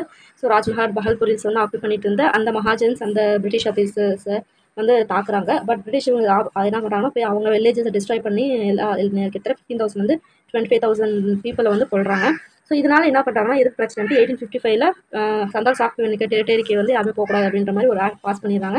ஸோ அந்த ஆக்ட் வந்து என்ன சொல்கிறாங்க, அந்த டிவிஷன் வந்து என்ன சொல்கிறாங்கன்னா சந்தால் பர்கானா டிவிஷன் அப்படின்னு சொல்கிறாங்க. ஸோ இப்படியாக சந்தால் இது வந்து முடியுது. ஸோ நெக்ஸ்ட் பார்த்தோம்னா நம்ம கடைசியாக பார்க்க போகிற முக்கியமான ஒரு இது இருக்கு எல்லாமே ரொம்ப ப்ராமினென்ட்டான ஒரு ரிபல்லியன் பார்க்கும்போது முண்டா ரிபல்லியன் தான். எப்போ நடந்துச்சு பார்த்தோம்னா 1889ல். ஸோ இது பார்த்தோம்னா ட்ரைபல் ரிபல்லியனில் ரொம்ப ப்ராமினென்ட் ரொம்ப முக்கியமான ஒன்று அப்படின்றாங்க. ஸோ இது எங்கே நடக்குதுன்னு பார்த்தோம்னா ராஞ்சி அப்படின்ற இடத்துல உலுகுலான் ரிபல்லியன் அப்படின்னு சொல்லுவாங்க. கிரேட் டுமுல்ட் அப்படின்னு சொல்லிட்டு சொல்கிறாங்க. ஸோ கேட்கலாம் எங்கே நடந்துச்சுன்னா ராஞ்சி, அது என்னன்னு சொல்லுவாங்க அந்த ரிபல்லியன் பார்த்தீங்கன்னா உலுகுலான் கிரேட் டுமுல்ட் அப்படின்னு சொல்லுவாங்க. ஸோ அங்கே இருந்த பீப்புள் பேர் தான் முண்டா பீப்புள். அவங்க வந்து கலெக்டிவ் ஃபார்மிங், அதாவது எல்லாமே ஒன்றா சேர்ந்து ஒரு ஃபார்மிங் முறையை வந்து பண்ணாங்க. அது பேர் தான் புண்டக்கட்டி அப்படின்னு சொல்லிட்டு ஜாயிண்ட் ஹோல்டிங் லேண்ட் சிஸ்டம் தான் அப்படி சொல்லுவாங்க. இவங்க ப்ரைவேட் ஓனர்ஷிப் வந்து ப்ரைவேட் ஓனர்ஸ்லாம் அந்த இவங்க மணி லெண்டர்ஸ் இவங்கெல்லாம் வந்து ஆக்குபை பண்ணங்காட்டியும் ஸோ அது எல்லாமே ப்ரைவேட் ஓனர்ஷிப் மாறதுனால இவங்க என்ன பண்ணுறாங்கன்னா அந்த இடத்துலேருந்து ஃபோர்ஸபிளாக அவங்கள எவிக்ட் பண்ணுறாங்க, வெளியேற்றுறாங்க. ஸோ அது மட்டும் இல்லாமல் சில அப்பாவி ட்ரைபல் பீப்புளை பிடிச்சி அவங்களோட பிளான்டேஷனில் ஒர்க் பண்ணுறதுக்காக இவங்களை அடிமைப்படுத்துறாங்க. ஸோ இந்த மாதிரிலாம் பண்ணிட்டு இருக்காங்க. ஸோ 1890 பார்த்தோம்னா ஒரு ட்ரைபல் சீஃப் என்ன பண்ணுறாங்கன்னா இவங்களுக்கு எதில் போய் நம்ம இது பண்ணலாம் ரிபல் பண்ணலாம் அப்படின்னு சொல்கிறாங்க. ஸோ இவங்க என்ன பண்ணுறாங்கன்னா இந்த ட்ரைபல் பீப்புளை வந்து அவங்களோட சொந்த நிலத்துலேருந்தே அவங்கள வந்து வெளியேற்றுறாங்களா, அவங்கள வந்து ஏலினேஷனாக வேறுபடுத்துறாங்க. ஸோ அதை என்ன பண்ணுவாங்கன்னா பெத்பெகாரி இல்லை ஃபோர்ஸ்டு பிளாபர் அப்படின்னு சொல்லி கேட்பாங்க. ஸோ இது வந்து கொஷினை வந்து கேட்கலாம். ஸோ அந்த alienation of tribal from land and imposition of alienation of tribal from land இதுக்கு வந்து என்ன இது சொல்லுவாங்க அப்படின்னு பார்த்தோம்னா பெத்பெகாரி. அந்த பெத்பெகாரிக்கு மீனிங் என்னன்னு பார்த்தோம்னா ஃபோர்ஸ் லேபர். ஸோ இது பார்த்துக்கணும். நெக்ஸ்ட் மூவ்மெண்ட் என்ன ஆச்சுன்னா பிர்சா முண்டா அப்படின்றவர் தான் வந்து ஃபர்ஸ்ட் அவர் வந்து இது பண்ணுறாரு. இவரும் என்ன பண்ணுறாருன்னா நான் வந்து காடோட மெசேஞ்சர் அப்படின்னு சொல்லிட்டு அவர் சொல்லிட்டு இருக்காரு, டிக்ளேர் பண்ணிட்டு இருக்காரு. அது மட்டும் இல்லாமல் நிறைய அந்த சூப்பர் நேச்சுரல் சொல்யூஷனு ப்ரொஃபஸி இந்த மாதிரிலாம் வந்து சொல்லிக்கிட்டு அந்த டைமில் பார்த்தீங்கன்னா பெசைட் ராஜ் அப்படின்ற ஒரு விஷயத்தையும் வந்து அவர் பரப்பிட்டுருக்காரு. ஸோ இந்த லைக் வந்து சூனியம் இந்த மாதிரிலாம் வந்து அதில் வந்து இன்வால்வ் பண்ணுறது அந்த பிர்சா முண்டா. ஸோ இவர் என்ன பண்ணுறாருன்னா அவர் ஒரு பிர்சா முண்டா அவங்களோட கல்ட்டுன்னு என்ன சொல்லணும், அந்த ஒரு கலாச்சாரம் மாதிரி கல்ட்டுன்னு ஒரு கும்பல், ஒரு குறிப்பிட்ட கும்பல் வந்து எல்லாமே ஒன்றா சேர்ந்து ஒரு இதை வந்து ஒரு விஷயம் ஐடியாலஜி வந்து ஃபாலோ பண்ணுவாங்க. அதை தான் வந்து கல்ட்டுன்னுவாங்க. ஸோ அந்த முண்டா லீடர்ஸ் வந்து இந்த பிர்சா முண்டாவோட கல்ட்டை யூஸ் பண்ணி நிறைய பீப்புள் வந்து அவங்கள வந்து பண்ணிக்கிறாங்க. ஸோ அந்த டைமில் வந்து ட்ரைபல் பீப்புளுக்கு நடுவில் பார்த்தோன்னா இந்த கடவுள் நம்பிக்கை பில்லி சொன்னி மேலாம் நிறைய நம்பிக்கை இருந்ததுனால அவங்களும் நம்பிட்டு அவங்க அந்த இதில் போய் சேர ஆரம்பிக்கிறாங்க. ஸோ இந்த மாதிரி சேர்ந்ததுக்கப்புறம் ஒரு குறிப்பிட்ட நாள் அன்றைக்கி போய் அவங்கள வந்து அட்டாக் பண்ணுறாங்க. ஸோ என்றைக்குன்னு பார்க்கும்போது 1899 கிறிஸ்மஸ் டே. ஸோ 26/12/1899 வச்சுக்கலாம், கிறிஸ்மஸ் அன்றைக்கி. ஸோ அப்படின்னும் போது 1889 பார்த்தோம்னா போய் அவங்களுக்கு எதிராக இது பண்ணுறாங்க. அங்கே இருக்க பில்டிங்ஸ்லாம் இருக்கிறது. ஸோ அப்போ அந்த டைமில் கிறிஸ்டியன் மிஷினரியாக வந்திருப்பாங்களே அவங்க மேலே அம்பு ஏறுறது. அதுக்கப்புறம் முண்டா பீப்புளே வந்து நிறைய பேர் கிறிஸ்டியன்ஸ் வந்து மாறி இருப்பாங்க, அவங்கள கொள்றது மாதிரி நிறைய விஷயம் நடக்குது. ஸோ அப்போ அந்த டைமில் போலீஸ் ஸ்டேஷன், கவர்மெண்ட் அஃபிஷியல்ஸ் எல்லாமே பார்த்தோம்னா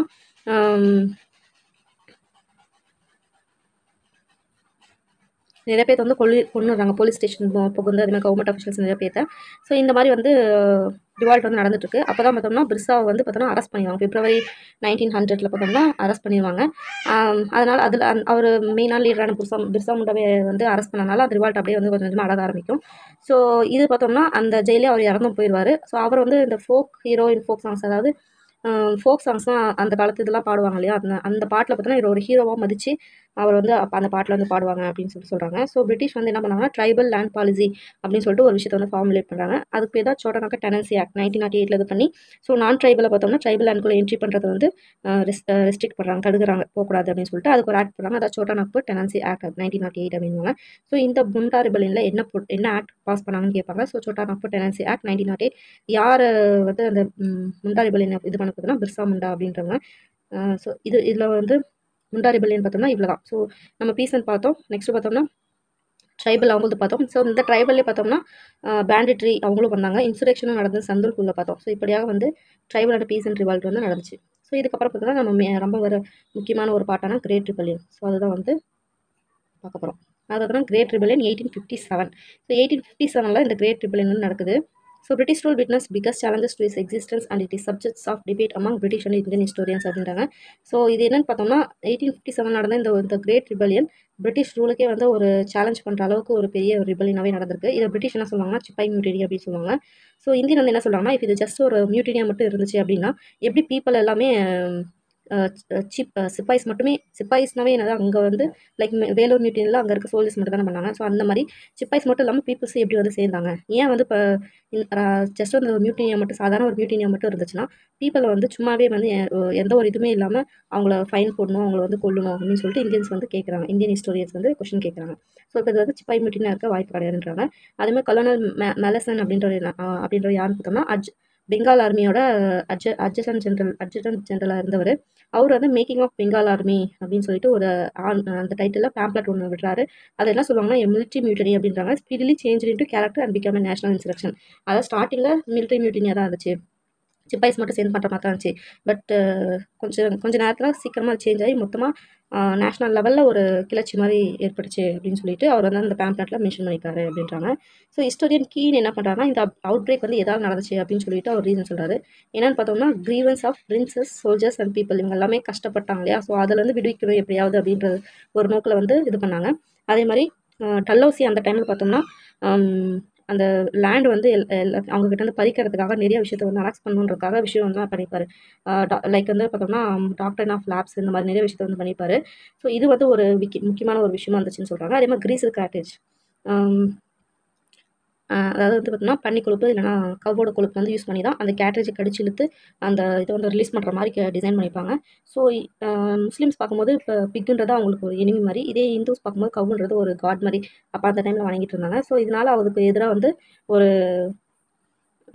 இதெல்லாமே ஒரு இந்த கிரேட் ரிபலியன் நடக்கிறதுக்கு ஒரு சின்ன ஒரு தீப்பொறி மாதிரி இருந்துச்சு அப்படின்னு சொல்லிட்டு ஹிஸ்டோரியன் கீன் வந்து 3 பாயிண்ட் வந்து வைக்கிறாரு. ஒன்று பார்த்தோம்னா பிரின்சஸ், சோல்ஜர், பீப்புளோட கிரீவன்ஸ். இன்னொரு பார்த்தோம்னா டல்ஹௌசியோட சில விஷயம் அனெக்ஸ் பண்ணுறதுக்காக அவர் விட்ட ஒரு சில பாலிசி அப்படின்றாங்க. அது வந்து கிரீசல் கேட்ரேஜ். இது 3மே வந்து ஒரு முக்கியமான விஷயம் அப்படின்னு சொல்கிறாங்க. ஸோ எட்வர்ட் ஜான் தாம்சன் என்ன சொல்கிறாங்கன்னா இந்தியன் இண்டிபெண்டன்ஸ்க்காக நடந்த ஒரு பெரிய உண்மையான வார் அப்படின்னா இந்த கிரேட் ரிவால்ட் ஆஃப் 1857றாங்க.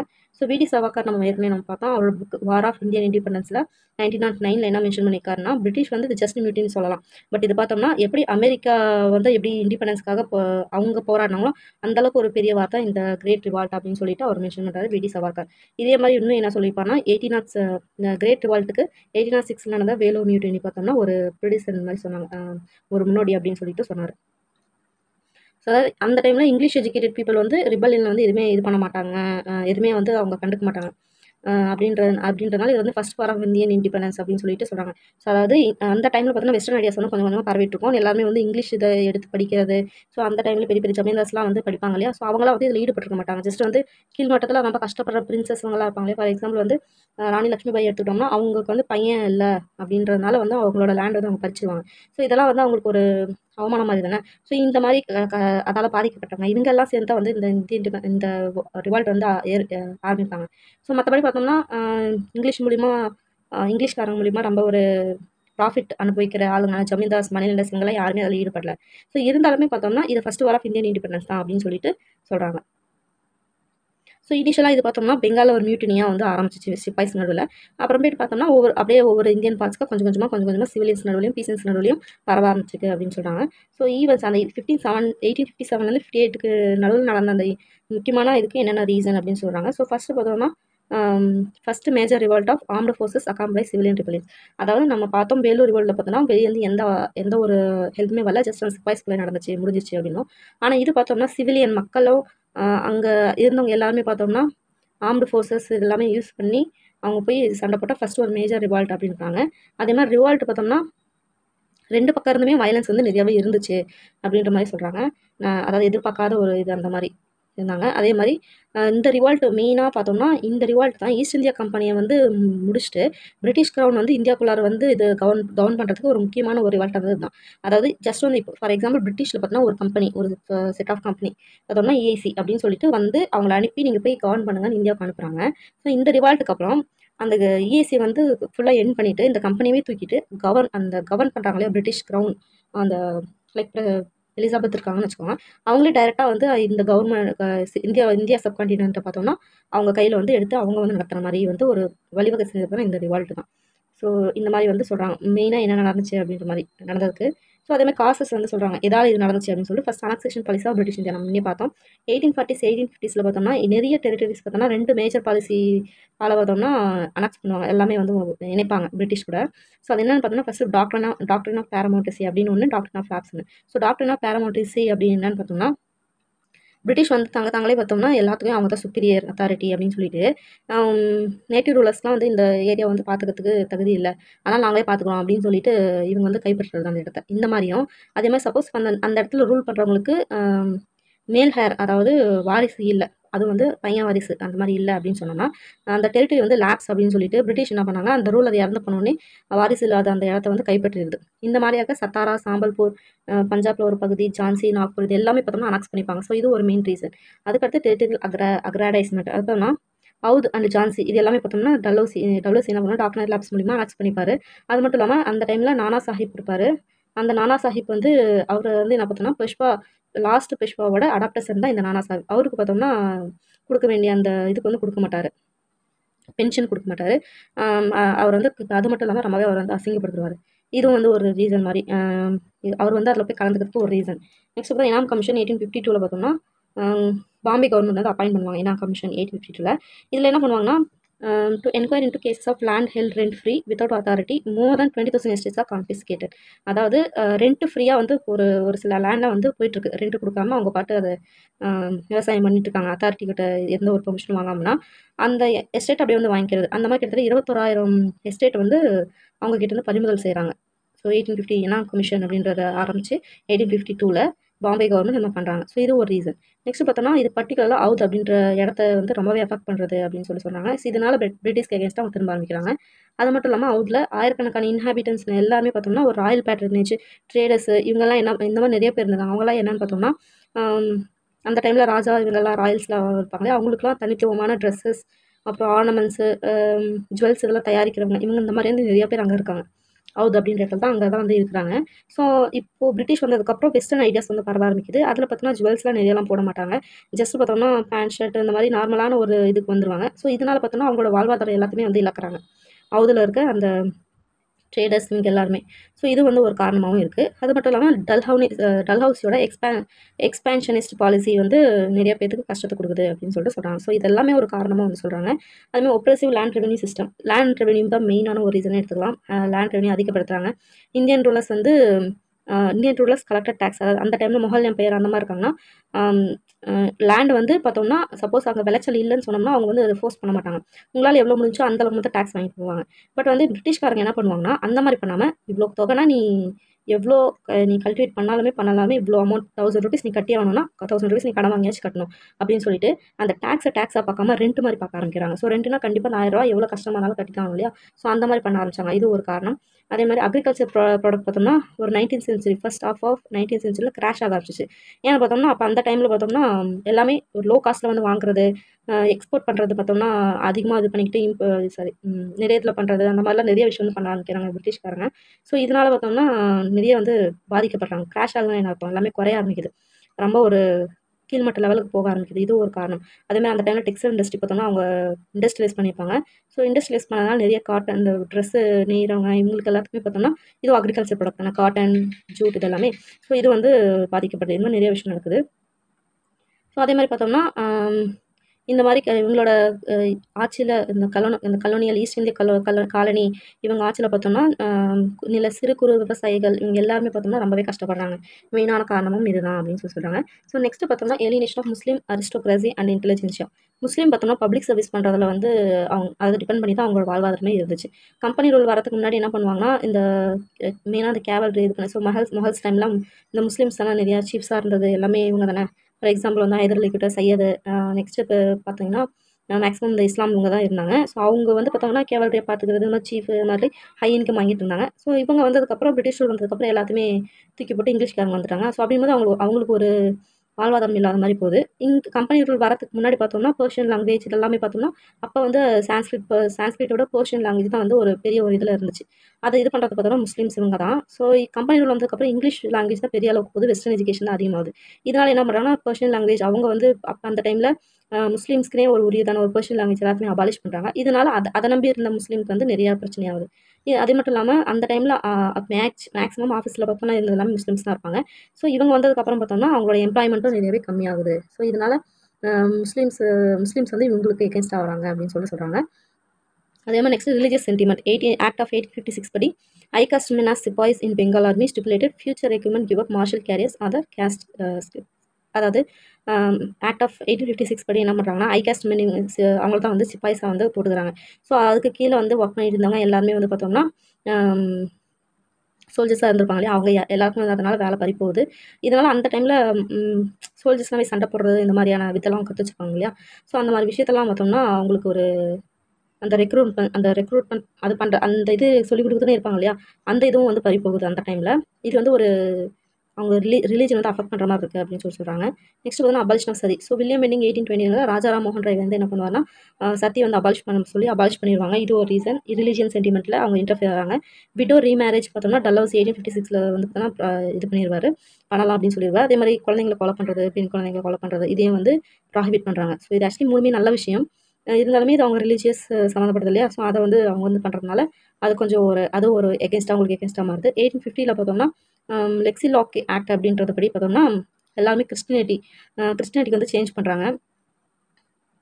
அந்த மாதிரி கிறிஸ்டினிட்டி சேஞ்ச் பண்ணுறவங்களுக்கு பார்த்தோம்னா ப்ராப்பர்ட்டி வந்து பேரண்ட்ஸ் கிட்டேருந்து அவங்களோட மூதாதைகிட்டேருந்து அவங்க வந்து வாங்கிக்கலாம் அப்படின்ற மாதிரிலாம் இப்போ நிறைய வந்து விஷயத்தை வந்து பண்ணுறாங்க. அதாவது ஹிந்துஸ் வந்து நிறைய பேர் வந்து கிறிஸ்டியன்ஸ்க்கு வந்து சேஞ்ச் பண்ணுறதுக்கு நிறையா ஆப்பர்ச்சுனிட்டி ஏற்படுத்தி கொடுப்பாங்க. ஸோ 1850 லெக்ஸி லாக் ஆக்ட் படி தான் இது நடக்கும் அப்படின்னு சொல்கிறாங்க. ஸோ இது மூலிமா நம்மளோட ரிலீஜன் வந்து கொஞ்சம் கொஞ்சமாக அவங்க வந்து இன்டர்ஃபியர் பண்ணுறாங்க இல்லையா, அதுக்கு ஒரு எகென்ஸ்டாக வந்து போயிட்டுருக்கு. ஸோ இது எல்லாமே நடந்துட்டு இருக்கும்போது ஸோ இந்த ரிவால்ட் வந்து மெயினாக வந்து இப்போ எப்படி ஆக்னியூ ஹேட் வந்து வேலூர் ரிவால்ட்டில் ஒரு ட்ரிகர் ஃபேக்டர் மாதிரி இருந்துச்சோ, அந்த மாதிரி இந்த கேட்ரேஜ் நியூ என்ஃபீல்டு ரைஃபிளோட கேட்ரேஜ் பார்த்தோன்னா ஒரு மெயினான ரிவால்ட் வந்து மெயினாக ஆரம்பிக்கிறதுக்கு ஒரு காரணமாக இருந்திருக்கு. அந்த கேட்ரேஜ் பார்த்தோம்னா கவ் அண்ட் பிக் ஃபேட் யூஸ் பண்ணி தான் கிரீஸ் பண்ணிப்பாங்க. சிப்பாய்ஸ் வந்து அதை லோட் பண்ணுறதுக்கு முன்னாடி கடிச்சு இழுத்து தான் லோட் பண்ணும். ஸோ இதனால் சொன்ன மாதிரி இஸ்லாமத்தை பொறுத்த வரைக்கும் பிக் அப்படின்றது வந்து ஒரு எனிமி மாதிரி. அதே மாதிரி இவங்க பார்க்கும்போது ஹிந்துஸ் பார்த்தீங்கன்னா கவ் வந்து வணங்குற காட் மாதிரி பார்த்துட்டுன்றதுனால அவங்க வந்து ரெண்டுக்குமே ஒத்துக்க மாட்டாங்க. ஸோ அதுதான் மெயின் ஃபேக்டராக இருக்குது. ட்ரிகர் ஃபேக்டர் வந்து இந்த கேட்ரேஜ் அஃபேர் தான் அப்படின்னு சொல்கிறாங்க. அது மட்டும் இல்லாமல் நிறைய பேரை இந்த மாதிரி பண்ணுறதுனால நீங்கள் கிறிஸ்டானிட்டிக்கு மாறதுக்காக எங்களை ஃபோர்ஸ் பண்ணுறீங்க அப்படின்னு சொல்லிட்டு அவங்க வந்து அதை இது பண்ணுறாங்க. ஸோ ரிபலியன் வந்து இந்த மாதிரி நிறைய விஷயம். ஸோ ஃபஸ்ட்டு பார்த்தோம்னா அனக்சேஷன் பாலிசி, இது ஒரு காஸ். நெக்ஸ்ட் பார்த்தோம்னா டெரிட்டரியல் அக்ராடைஸ்மெண்ட், இதுவும் ஒரு காஸ். நெக்ஸ்ட் பார்த்தோம்னா ஒப்ரெசிவ் லேண்ட் ரெவன்யூ இன்க்ரீஸ் பண்ணுறதுனால அதுவும் ஒரு காஸ். அடுத்தது முஸ்லீம் அரிஸ்டோக்ராசியை வந்து எலினேஷன் பண்ணுறதுனால அதுவும் ஒரு காஸ். நெக்ஸ்ட் ரிலீஜியஸ் சென்டிமெண்ட்டில் அவங்க இன்டர்ஃபியர் ஆகிறது ஒரு காஸ். ஸோ இதெல்லாம் சேர்ந்து கடைசியாக பார்க்கும்போது இந்த கேட்ரேஜ் விஷயம் ஒரு மெயினான ஒரு ட்ரிகர் ஃபேக்டர். இதெல்லாம் காசு. ட்ரிகர் ஃபேக்டர் அப்படிங்கும்போது இந்த கேட்ரேஜ் அஃபேர். இதனால என்ன ஆகுதுன்னா ரிபலியன் வந்து வெடிக்க ஆரம்பிக்குது. இது ஃபஸ்ட்டு எங்கே ஆரம்பிக்குதுன்னு பார்க்கும்போது பராக்பூர், கல்கத்தா பக்கத்தில் பராக்பூர் அப்படின்ற இடத்துல. ஸோ டேட் கேட்டாங்க அப்படின்னோம்னா 29/3/1857 29/3/1857 ஸ்டார்ட் ஆகுது. ஸோ வேலூர் ரிவால்ட் 10/7/1806 அப்படின்னா கிரேட் ரிவால்ட் பார்த்தோம்னா 29/3/1857. ஸோ இந்த ரெண்டு டேட்டுமே முக்கியம் பார்த்தோம். ஸோ யார் இதை வந்து இது பண்ணது அப்படின்னு பார்க்கும்போது மங்கள் பாண்டியில் தான் ஸ்டார்ட் ஆகும். ஸோ மங்கள் பாண்டே என்ன பண்ணுவார்னா ஆஃபீஸர் இந்த மாதிரி வந்து ஃபோர்ஸ் பண்ண ஆஃபீஸர் என்ன பண்ணுவாங்க, ஜனவரி 1850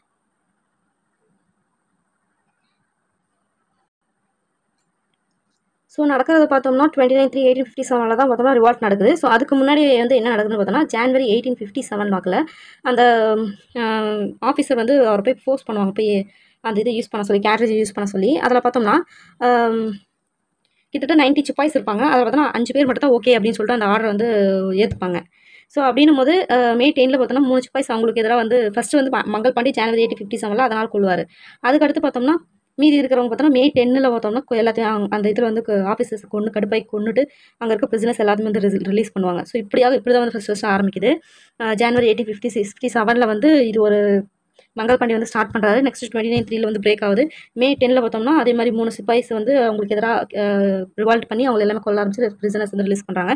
அதுக்கு அடுத்த நாள் என்ன பண்ணுறாங்கன்னா டெல்லிக்கு ரீச் ஆகிட்டு வர வழியில பார்த்தோம்னா அந்த அரசன் என்ன அந்த ஆயுதம்லாம் ஆயுத கிடங்குன்னு இல்லையா, அந்த இடத்துல வந்து என்னெல்லாம் வேணுமோ எல்லாத்தையுமே திருடிக்கிட்டு பிளாண்டர் பண்ணிட்டு, அதாவது எந்த இடத்துல அம்பாலா, லக்னோ, அந்த மாதிரி இடத்தெல்லாம் எடுத்துக்கிட்டு டெல்லிக்கு வந்து எல்லாமே போகிறாங்க. எதுக்காக போகிறாங்க பார்த்தோம்னா அங்கே தான் பகதூர் ஷா இருக்காரு. அவரை பார்த்தோம்னா இந்துஸ்தானுக்கு எம்பரராக இது பண்ணுன்றதுக்காக தான் போகிறாங்க. ஸோ 10 மேல பார்த்தோம்னா எல்லாமே இது பண்ணுறாங்க. கொண்டுட்டு பிரசனர்ஸ் எல்லாத்தையுமே கூட்டிட்டு டெல்லிக்கு போகிறாங்க. ஸோ 11/5/1857 பார்த்தோம்னா மீரட்லேருந்து வந்த சிப்பாய்ஸ் எல்லாமே ரெட் ஃபோர்ட், டெல்லியில் இருக்க ரெட் ஃபோர்ட்டுக்கு வந்து சேர்றாங்க. அவங்க பார்த்தோம்னா எம்பரர் பகதூர் ஷா வந்து என்ன பண்ணுறாங்கன்னா நீ லீடராக மாறணும் அப்படின்னு சொல்லிட்டு கேட்குறாங்க. பட் அவர் என்ன பண்ணுறாருன்னா வயசாயிடுச்சு அப்படிமா ஃபஸ்ட் தயங்குவார். அதுக்கப்புறம் அக்செப்ட் பண்ணிப்பார். அக்செப்ட் பண்ணிவிட்டு அவர் வந்து ஷாஹன்ஷி ஷா இ இந்துஸ்தான், அது எம்பரர் ஆஃப் சாஹின்சா இ இந்துஸ்தான், எம்பரர் ஆஃப் இந்துஸ்தான் அப்படின்னு சொல்லிட்டு அறிவிக்கிறாங்க. ஸோ அந்த மாதிரி பார்க்கும்போது ரிபல்ஸ் என்ன பண்ணுறாங்கன்னா நார்த் அண்ட் வெஸ்டர்ன் ப்ரொவின்ஸ் அதாவது எல்லாத்தையுமே கேப்சர் பண்ணிடுறாங்க. இங்கிலீஷ் எல்லாத்தையுமே தோக்கடிச்சிட்டு அதுக்கப்புறம் பார்த்தோம்னா டெல்லியில் கேஞ்சஸ் வேலி இது எல்லாத்தையுமே வந்து கைப்பற்றுறாங்க. ஜூன் வாக்கில் வந்து எல்லாமே கைப்பற்றிடுறாங்க. ஸோ பஞ்சாப் அண்டு பெங்கால் தவிர எல்லா இடத்துலையுமே பார்த்தோம்னா பிரிட்டிஷோட கையில் வந்து எல்லாமே ரிபல்ஸ் கைக்கு வந்து போகிறாங்க. அங்கே இருக்க பிரிட்டிஷ் எல்லாம் அப்படியே அடிச்சு தூக்கிட்டு அப்படி வந்துட்டே இருக்காங்க. ஸோ இப்படியாக வந்துட்டே இருக்காங்க. ஸோ சிவில் பீப்புள் அவங்க எல்லாமே என்னென்னலாம் பண்ணுறாங்க, அவங்க என்னென்ன ரிபலியன் பண்ணுறாங்க பார்த்தோம்னா அதாவது அந்த நார்த் சைடில் ரூரல் சொசைட்டினா என்னது அந்த வில்லேஜில் இருக்க மக்களோட ஒரு ஆதரவோட எல்லாமே நடக்குது. சிப்பாய்ஸ்லாம் என்ன பண்ணாங்கன்னா ஏன்னு பார்த்தோம்னா சிப்பாய்ஸ் என்ன சொல்கிறாங்கன்னா sepoys are in fact peasants in uniform supporter. அதாவது என்ன சொல்கிறாங்கன்னா சிப்பாய்ஸ்ன்றவங்க யார், யூனிஃபார்மில் இருக்க ஒரு மக்கள், அதாவது அந்த கஷ்டத்தெல்லாம் அனுபவிக்கிறாங்களே அவங்கெல்லாம் யாரோ இவங்க இந்த சிப்பாய்ஸோட ஒரு ஃபேமிலி மெம்பர்ஸாக தான் இருப்பாங்க. அண்ணனோ தம்பியோ சித்தப்பாவோ சித்தியோ இந்த மாதிரி யாராவது ஒருத்தங்க தானே இருப்பாங்க. அதால் அஃபெக்ட் பண்ணுறாங்க. இவங்களே கூட அஃபெக்ட் ஆகுறாங்க தானே, இவங்க ஃபேமிலி அஃபெக்ட் இருப்பாங்க இல்லையா. ஸோ அதான் என்ன சொல்கிறாங்கன்னா இந்த சிப்பாய்ஸ் வந்து வேறு யாரும் கிடையாது, யூனிஃபார்மில் இருக்க பீசன்ஸ் தான் சிப்பாய்ஸாக இருக்காங்க. ஸோ அப்படின்றனால அவங்களோட சப்போர்ட் வந்து கிடச்சிச்சுன்றாங்க. ஸோ சிப்பாய்ஸ் ரிவல்ட் அந்த சிவில் ரிபலியன் இது ரெண்டுமே சேர்ந்து நடக்கிறது தான் இந்த ரூரல் மார்ச் அப்படின்னு சொல்கிறாங்க. அதாவது சிப்பாய்ஸும் சேர்ந்தாங்க, நெக்ஸ்ட் பார்த்தீங்கன்னா சிவில் இவங்க ரெண்டு பேருமே சேர்றாங்க. ஸோ ஃபஸ்ட்டு சிவில் ரிபலியன் வந்து எங்கே நடக்குதுன்னு பார்த்தோம்னா நார்த் வெஸ்ட் அப்புறம் அவுட் இதில் தான் நடக்கிறாங்க. சிப்பாய்ஸ் பார்த்தோம்னா நிறைய இங்கேருந்து எடுத்திருப்பாங்க. ஸோ அப்படின்போது first civil rebellion north western and இதில் வந்து நடக்குது. ஸோ ஜமீன்ஸ் அண்ட் தாலுக்தாஸ் அவங்களோட ப்ரிவிலேஜில் இழந்திருப்பாங்க இல்லையா, அப்படியேப்பட்ட அந்த ஜமீன்ஸ் தாலுக்தாஸ் எல்லாமே பார்த்தோம்னா சப்போர்ட் பண்ணுறாங்க இவங்களுக்கு. அதே டைமில் அந்த டைமில் நான் பார்த்தோம் நிறைய ஆர்டிஸ்ட் அதில் வந்து பார்த்தோம்னா ஆயிரக்கணக்கான ஆர்டிஸ்ட்லாம் பார்த்தா அவங்களோட வேலையை வந்து இழக்கிறாங்க இவங்களால சொல்லிட்டு அந்த மாதிரி ஆர்டிஸ்ட்டு எல்லாமே பார்த்தோம்னா அவங்களும் வந்து இதில் வந்து சேர்றாங்க அப்படின்னு சொல்கிறாங்க. ஸோ அப்போ பார்த்தோம்னா பிரிட்டிஷ் எகேன்ஸ்டாக ரொம்ப முக்கியமாக சண்டை போடுறது யார் அப்படின்னு சொல்லிட்டு பார்க்கும்போது ஜூன் டைமில் பார்த்தோம்னா ரோஹில்கண்ட் அப்படின்ற இடத்துக்கு பார்த்தோம்னா ஸ்ப்ரெட் ஆகுது. அங்கே பார்த்தோம்னா கான் பகதூர் ஷா அப்படின்ட்டு பார்த்தோம்னா அவரவரே viceroy of emperor of India அப்படின்னு சொல்லிட்டு அவரவரே அறிக்கை விட்டுக்கிறாரு. ஆல் பண்டல்கண்ட் டோவா எல்லாமே அந்த இடத்துல இருக்க எல்லாமே பார்த்தோம்னா பிரிட்டிஷ்க்கு எகேன்ஸ்டாக பண்ணுறாங்க. ஸோ ராணி லக்ஷ்மி பாய் பிறந்தது எப்போன்னு பார்த்தோம்னா 1911-1828 வாரணாசியில் பிறக்கிறாங்க. ஸோ ஜான்சியில் பார்த்தோம்னா யூரோப்பியன்ஸ் என்ன பண்ணுறாங்கன்னா அவங்கள எல்லாத்தையுமே கொலை பண்ணிவிட்டு 22 வயசான லக்ஷ்மி பார்த்தோம்னா ராணியாக அறிவிக்கிறாங்க. ஸோ இந்த டல்ஹவுசி அப்படின்றது யார் இது பண்ணால் governor general of Bengal. So இவர் என்ன பண்ணுறாரு, கவர்னர் ஜெனரல் ஆஃப் பெங்காலாக இருந்தவர் என்ன பண்ணுறாருன்னா பையன் இல்லை அப்படின்னாலுமே தத்து பையனாக இருந்தாலுமே அவங்கள வந்து ஒத்துக்க மாட்டேன், அவங்களோட ஹஸ்பண்ட் இறந்ததுக்கப்புறம் இது கண்டிப்பாக அனௌன்ஸ் பண்ண போகிறேன் அப்படின்ற மாதிரி சொல்லியிருப்பார் டாக்டர் ஆஃப் லேப்ஸ் படி. ஸோ இதனால தான் வந்து அங்கே இருக்க ஃபஸ்ட்டு அந்த ஜான்சி அப்படின்ற இடத்த கைப்பற்றுவாங்க. அங்கே இருக்க பிரிட்டிஷ் எல்லாத்தையுமே கொள்கிறாங்க. அதை கொண்டுட்டு அப்படி லக்ஷ்மி வந்து ராணியாக பண்ணுறாங்க. British under command of sir Hugh Rose அவர் என்ன பண்ணுறாருன்னா ஜான்சி ஃபோர்ட்டுக்கு வந்து மறுபடியும் கைப்பற்றிடுறாரு 1858. இவங்க மறுபடியுமே வந்து ஜெயிச்சா கூட மறுபடியும் வந்து பிடிச்சிடுறாரு. ஸோ ஜான்சிக்கு எதிராக வந்து கமாண்டன்ட் யாருன்னு கேட்பாங்க, சர் ஹூ க்ரோஸ் அப்படின்றவர். ரோஸ் என்ன பண்ணுறாருன்னா லக்ஷ்மி பார்த்தோம்னா சரண்டர் பண்ண சொல்லுவாங்க, ஆனால் ரெஃப்யூஸ் பண்ண மாட்டாங்க. கிட்டத்தட்ட 2 வாரம் பார்த்தோம்னா ஜான்சி பார்த்தோம்னா சண்டை போடுவாங்க அந்த இடத்துல. சண்டை போட்டு கடைசி அவங்க இறந்தும் போயிடுவாங்க. அதாவது எந்த அளவுக்கு சொல்லுவாங்கன்னா அவங்களோட குழந்தை பார்த்தோம்னா இடுப்பில் கட்டிக்கிட்டு அவங்களோட பின்னாடி கட்டிட்டு ஜான்சி பார்த்தோம்னா குவாலியர் ஃபோர்ட் தாந்தியா தோப்போட சேர்ந்து குவாலியர் ஃபோர்ட்டுக்கு வந்து எஸ்கேப் ஆயிடுவாங்க. அந்த குவாலியர் ஃபோர்ட்டில் பார்த்தோம்னா பிரிட்டிஷ் வந்து லக்ஷ்மி பாயை கேப்சர் பண்ணிவிட்டு அங்கேருந்து குவாலியர் ஃபோர்ட்டுக்கு வந்து தாந்தியா தோப்போட போவாங்க இல்லையா, அந்த இடத்துல லக்ஷ்மி பார்த்தோம்னா குவாலியரை தான் கேப்சர் பண்ணுவாங்க. பிரிட்டிஷில் குவாலியரை கேப்சர் பண்ணிவிட்டு அங்கே இருக்கிற பிரிட்டிஷ் எல்லாருமே பார்த்தோம்னா சிந்தியா அப்படின்ற இடத்துக்கு பார்த்தோம்னா துரத்தி அடிச்சிருவாங்க. ஸோ 1858 23 ஏஜில் பார்த்தோம்னா குவாலியரில் வந்து சண்டை போட்டு அவங்க வந்து இறந்து போயிடுவாங்க. ஸோ அவங்களோட டேட் ஆஃப் பர்த் கேட்பாங்க. 1911-1828 பிறந்து 1858 இறக்குறாங்க. ஸோ ஹியூ க்ரோஸ் தானே அவங்க ஜான்சியில் வந்து அவங்களுக்கு எதிராக சண்டை போட்டாங்க. அவர் வந்து என்ன சொல்கிறாங்கன்னா best and bravest military leader of rebels அப்படின்னு சொல்லிட்டு அவங்க புகழ ஆரம்பிச்சுட்டாரு. ஸோ மறுபடியும் குவாலியர் வந்து லக்ஷ்மி பாய் கேப்சர் பண்ணிப்பாங்க, மறுபடியும் ரீகேப்சர் பண்ணிடுறாங்க. ஸோ ஜூலை 1858 பார்த்தோம்னா லார்ட் கேனிங் அப்படின்றவர் இந்த மியூட்டினி இந்த ரிவால்ட் வந்து நாங்கள் அடக்கிட்டோம் அப்படின்னு சொல்லிட்டு அனௌன்ஸ் பண்ணுறாரு. ஸோ எப்போ அடக்குறாங்க, ஜூலை 1858. ஸோ தாந்தியா தோப்பு வந்து பார்த்தோம்னா ஏப்ரல் 1859 பிடிச்சி அவங்க வந்து கொண்டுடுறாங்க. ஸோ இதை கேட்கலாம். ஸோ எப்போ வந்து தாந்தியா தோப்பை கேப்சர் பண்ணி கொண்டுட்டாங்க அப்படி எக்ஸிக்யூட் பண்ணது எப்போ அப்படின்னு பார்க்கும்போது ஏப்ரல் 1859. இது ரொம்ப முக்கியம். ஸோ ஜான்சி ராணி இறந்தது பார்த்தோம்னா அதுக்கு ஒரு வருஷம் 1858. பிறந்தது பார்த்தோம்னா 1911-1828. ஓகே. ஸோ நானா சாஹிப் நம்மளுக்கு தெரியும், கான்பூரில் இந்த ரிபல்லியன் லீட் பண்ணவர் கான்பூரில் பார்த்தோம்னா நானா சாஹிப் அவர் அப்படின்றது தான். இதெல்லாம் வந்து அசிங்கப்படுத்தினாரெலாம் பார்த்தோம், இதுவும் ஒரு காசு அப்படின்னு சொல்லிட்டு. இவர் யாருன்னு பார்த்தோம்னா லாஸ்ட் பெஷ்வாவான பாஜிராவ் 2 இருக்கார் இல்லையா, அவரோட அடாப்டட் சன் தான் இந்த நானா சாஹிப் அப்படின்றது. ஸோ கம்பெனி வந்து அவர் பென்ஷன் கொடுக்காது வந்து ஒரு ஒரு கடுப்பில் இருந்திருப்பாரு. இவர் வந்து ரிபல்லியன் இவர் தான் வந்து அந்த கான்பூர் ரிபல்லியன் வந்து தலைமை தாங்கினவர் இவர் தான்.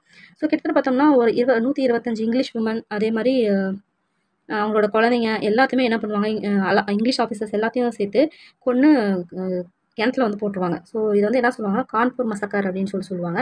ஸோ இதை பார்த்தோம்னா அந்த டைமில் இருந்த 53rd நேட்டிவ் இன்ஃபேன்ட்ரி எப்போ அப்படின்னு பார்க்கும்போது 6/1857 இது வந்து நடக்கும். அந்த இடத்துல இருந்த அதை தான் வந்து 53rd நேட்டிவ் இன்ஃபேன்ட்ரி ஆன் 6/6/1857 அங்கே இருந்த குழந்தைங்க பொம்பளைங்க 125 பேருக்கு வந்து கொண்டுடுவாங்க, கொன்று கிணத்துல போட்டுருவாங்க. ஸோ இதனால அந்த டைமில் இதாக இருந்தவர் யார் கவர்னராக இருந்தது வந்து அந்த இடத்துல வைஸ்ராய் மாதிரி இருந்தவர் யாருன்னு பார்த்தோம்னா சர் ஹூ வீலர் அப்படின்றது இருந்திருப்பாரு. அதாவது இங்கிலீஷ் ஆஃபீஸருக்கு ஒரு தலைமை தாங்குற மாதிரி வச்சுக்கோங்க, அவர் தான் இருந்திருப்பார். அவங்க எல்லாத்தையுமே சேர்த்து கொண்டுடுவாங்க. இதை தான் கான்பூர் மசக்கர் அப்படின்னு சொல்லுவாங்க. இதனால ஜென்ரல் ஹென்ரி ஹேவ்லாக் அப்படின்றவர் பார்த்தோம்னா செம கடுப்பாயிட்டு நானா சாஹிப் வந்து அதுக்கு அடுத்த நாளே வந்து அவரையும் வந்து கொண்டுடுவாங்க. ஸோ அந்த இதில் இறந்தது யாருன்னு பார்த்தோம்னா Sir Hugh Wheeler 125 English woman கொண்டது யாருன்னு பார்த்தோம்னா நானா சாஹிப் கான்பூர். இது வந்து என்னன்னு சொல்லுவாங்கன்னா கான்பூர் மசக்கர்னு சொல்லுவாங்க. ஸோ வந்து அவங்க வந்து ரிவெஞ்ச் எடுத்து யாருன்னு பார்த்தோம்னா ஜென்ரல் ஹென்ரி ஹேவ்லாக் அப்படின்றவர் நானா சாஹிப் அதுக்கு அடுத்த நாளே வந்து கொலை பண்ணி போட்டுருவாங்க. ஸோ நெயில் என்ன பண்ணுவார்னா நெயிலும் இதனால் கோமாயிட்டு இதனால யாரெல்லாம் வந்து ஈடுபட்டிருந்தாங்களோ அவங்க எல்லாத்தையுமே வந்து கொலை பண்ணுறாரு. ஸோ பயங்கரமாக வெஞ்சன்ஸ் இருக்கிறாரு நெயில். ஸோ நவம்பர் டைமில் பார்த்தோம்னா தாந்தியா தோப்பு வந்து பார்த்தோம்னா கான்பூரை பிடிச்சிட்டு அவர் வந்து ஜெயிச்சிருப்பாரு. அந்த இடத்த வந்து கேப்சர் பண்ணியிருப்பாரு கான்பூர் அப்படின்ற இடத்த. ஸோ பட் வந்து கேம்பல் வந்து சீக்கிரமாக அது வந்து அவங்கள தோக்கடிச்சிட்டு மறுபடியும் ரீகேப்சர் பண்ணியிருப்பாரு. லக்னோ ரெசிடென்சி பார்த்தோம்னா ஹென்ரி லாரன்ஸ் அப்படின்றவர் தான் இது பண்ணிட்டு இருப்பாரு. அந்த இடத்த வந்து ஆட்சி செஞ்சு இந்த மாதிரி செஞ்சுட்டு இருப்பாரு. அவங்க வந்து ரிபல்ஸ் வந்து அவங்க டிஃபீட் பண்ணிடுவாங்க. மறுபடியும் ஹேவ்லாக் அப்படின்றவர் வந்து லக்னோக்கு போய் அவங்களையும் நானா சாஹிப் அப்படின்றவர் இது பண்ணிடுவார். அவங்களுக்கு வந்துட்டு மறுபடியும் அந்த இடத்த லக்னோ ரெசிடென்சி வந்து மறுபடியும் கேப்சர் பண்ணிடுவாங்க. ஸோ ஹேவ்லாக் பார்த்தோம்னா ரிட்டையர் பண்ணிட்டு போயிடுவார் அப்படின்னு சொல்கிறாங்க. ஸோ கிட்டத்தட்ட ஜூலை பக்கம் பார்க்கும்போது ஜான் நிக்கோல்சன் வந்து ஜான் லாரன்ஸை டெல்லியை வந்து இது பண்ண சொல்லி கேப்சர் பண்ண சொல்லி அனுப்புவார். அனுப்பி அதில் சக்ஸஸும் ஆகுவார். ஸோ இப்படியாக முகல் எம்பரர் அப்போ வந்து இருந்தார் இல்லையா பகதூர் ஷா 2 அவரை வந்து பிரிசனரும் பிடிச்சி அவரோட 2 பசங்க அவங்களோட பேரை எல்லாத்தையுமே வந்து சுட்டு கொண்டுடுறாங்க. ஸோ தட் அவங்களோட இது முடிஞ்சிடும் அப்படின்றதுக்காக அவர் கிட்டத்தட்ட பகதூர் ஷாக்கு 70, 80, 90 சம்திங் அந்த மாதிரி ரொம்ப வயசானதாக இருக்கிறதுனால அவர் விட்டுட்டு அவங்களோட பசங்க பேரன் எல்லாத்தையுமே வந்து கொண்டுடுவாங்க. ஸோ இப்படியாக வந்து முடிஞ்சிடுது. ஸோ இது யார் வந்து கேப்சர் பண்ணாங்க, கேப்சர் பண்ணிவிட்டு திரும்ப யாரெல்லாம் எந்தெந்த பிரிட்டிஷ் ஆஃபீஸர் போய் ரீகேப்சர் பண்ணாங்க அப்படின்னு சொல்லிட்டு தான் இந்த பேராஃபில் வருது. ஸோ இது கொஞ்சம் லைட்டாக கன்ஃபியூஸாக இருக்கும். ஒரு டேபிளில் கலந்து நான் சொல்கிறேன், பின்னாடி சொல்கிறேன். ஸோ அதை நீங்கள் பார்த்தீங்கன்னாவே போதும், இவ்வளோ கன்ஃபியூஸ் ஆக தேவையில்லை. ஜஸ்ட் ஒரு நோட்ஸ்க்காக மட்டும் எடுத்து வச்சுக்கோங்க. ஸோ ஓகே, பேகம் ஹஸ்ரத் மஹால் அப்படின்ற யார் பார்த்தோம்னா லக்னோவில் இது பண்ணியிருந்தாங்க தான். அவங்களோட ஹஸ்பண்ட் தான் யார் பார்த்தோன்னா நவாப் வாசித் அலிசா. அவங்களோட ஒய்ஃபான பேகம் ஹஸ்ரத் மஹால் லக்னோவிலேருந்து இந்த ரிபலியன் லீட் பண்ணுவாங்க சவுத்தில். ஸோ அந்த இடத்துல பார்த்தோன்னா ரிபலியன் வந்து ரொம்ப நாளாகவே நடக்கிற மாதிரி சொல்கிறாங்க. ஏன்னு பார்த்தோன்னா தாலுக்தாஸ் அண்ட் பீசன்ட் எல்லாமே அவங்களுக்கு எகேன்ஸ்டாக இருந்ததுனால இருந்தாங்கன்னு சொல்லிட்டு பார்த்தோம். அதனால் அது இன்னும் கொஞ்சம் வந்து போயிட்டு இருந்துச்சு அப்படின்றாங்க. ஸோ நவாபா ஃபவுதுக்கு வந்து தாலுக்தாஸ் எல்லாமே லாயலாக இருந்தாங்க. ஸோ பேகம் பார்த்தோம்னா லக்னோவில் பிரிட்டிஷ்க்கு எதிராக ஃபைட் பண்ணுறதுக்காக இவங்க போய் ஜாயின் பண்ணுறாங்க. அவுது அப்படின்ற இடத்துல தான் பெங்கால் ஆர்மிக்கு ஒரு நர்சரி மாதிரி வச்சுக்கோங்க. சப்போஸ் வந்து ஏதாவது பேக்கப் மாதிரி வந்துனாலே அந்த அவுது அப்படின்ற இடத்துக்கு வந்து எல்லாம் கிளம்பி வந்துருவாங்க. அப்படி பேக்கப் இடம் மாதிரி ஒரு அவுதுன்னு இருந்துச்சு. ஸோ அதே மாதிரி சிப்பாய்ஸ் ஆஃப் அவுத் என்ன பண்ணுறாங்கன்னா ரேலிட் பிஹைண்ட் பேகம் ஃபார் லோபே. அதாவது அவங்களுக்கு வந்து காசு சேலரி இந்த மாதிரி விஷயம்லாம் பார்த்தோம்னா கம்மியாக தான் கொடுப்பாங்க. அதே மாதிரி லீவு வந்து கிடைக்கிறது ரொம்ப கஷ்டம் தான். ஸோ இருந்தாலுமே அவங்க வந்து நாட்டுக்காக இது பண்ணணும் அப்படின்னு சொல்லிட்டு அங்கே இருக்க சிப்பாய்ஸ் பார்த்தோம்னா பேகம் கூட வந்து அவங்க செஞ்சாங்க. அதே மாதிரி ராஜா ஜெயலால் சிங் அப்படின்றவர் பார்த்தோம்னா லக்னோவில் சண்டை போட்டு அதை வந்து கைப்பற்றுவாங்க. பேகம் பார்த்தோம்னா அவரோட பையனான பிர்ஜிஸ் கோத்ரா ரூலர் ஆஃப் பவுத் வாலி அப்படின்ற இடத்த வந்து அவங்க வந்து ஒரு ரூலராக டிக்ளேர் பண்ணுவாங்க பேகம். ஸோ நெயில் பார்த்தோம்னா லக்னோவில் யாரோ கொண்டுடுவாங்க. கடைசியாக பார்த்தோம்னா அதே மாதிரி என்னதான் வந்து இவ்வளோ இது பண்ணி லக்னோ கடைசியாக இது பண்ணாலுமே அப்படியே அதை ரீகேப்சர் பண்ணிடுறாங்க. எப்படி பார்த்தோம்னா மார்ச் 1858 வந்து ரீகேப்சர் பண்ணிடுறாங்க. ஸோ ஒவ்வொரு இடத்துல எப்படி அடக்கினாங்க அந்த ரிபல்லியனை அப்படின்றத தான் வந்து ஒன்றா வந்து சொல்லிட்டு வராங்க. ஸோ ஜஸ்ட் வந்து ஒரு இது மாதிரி இது பார்த்துக்கணும், யார் எந்தெந்த ஏரியாவை சேர்ந்தவங்க அப்படின்னு சொல்லி பார்த்துக்கிட்டோம்னா பின்னாடி வந்து நம்மளுக்கு ஸ்டேட்மெண்ட் கொஸ்டினில் கேட்டாலும் நமக்கு ஈஸியாக இருக்கும். ஸோ பகதூர் ஷா பார்த்தோம்னா செப்டம்பர் 1857 சொன்ன மாதிரி பிடிச்சிடறாங்க. பிடிச்சிட்டு அவர் தான் மெயினான ரீசன் அப்படின்னு அவர் டிக்ளேர் பண்ணுறாங்க. அவருக்கு வந்து ரங்கூன் மியான்மார் இப்போ வந்து பர்மா, அப்போ பார்த்தோம்னா மியான்மார் அப்படின்னு சொல்லுவாங்க. அந்த இடத்துல ரங்கூன் அப்படின்ற இடத்துக்கு வந்து நாடு கடத்திடுறாங்க. ஸோ இதை கேட்பாங்க எங்கே அவங்களை இது பண்ணால் எக்ஸல் பண்ணாங்க அப்படின்னு கேட்கும்போது Rangoon Myanmar Burma. So November 1862 87 அவரோட 87 ஏஜில் இறந்தும் போகிறாரு.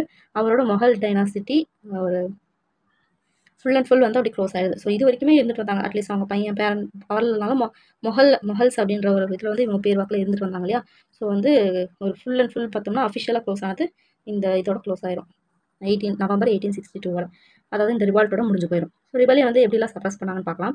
1857 ஜூனில் பார்த்தோன்னா டெல்லி, மீரட், ஆக்ரா, ரோஹில்கண்ட், அலகாபாத், பனாரஸ் ஆர்மி எல்லாமே பழைய நிலைமை கொண்டு வராங்க பிரிட்டிஷ்காரங்க.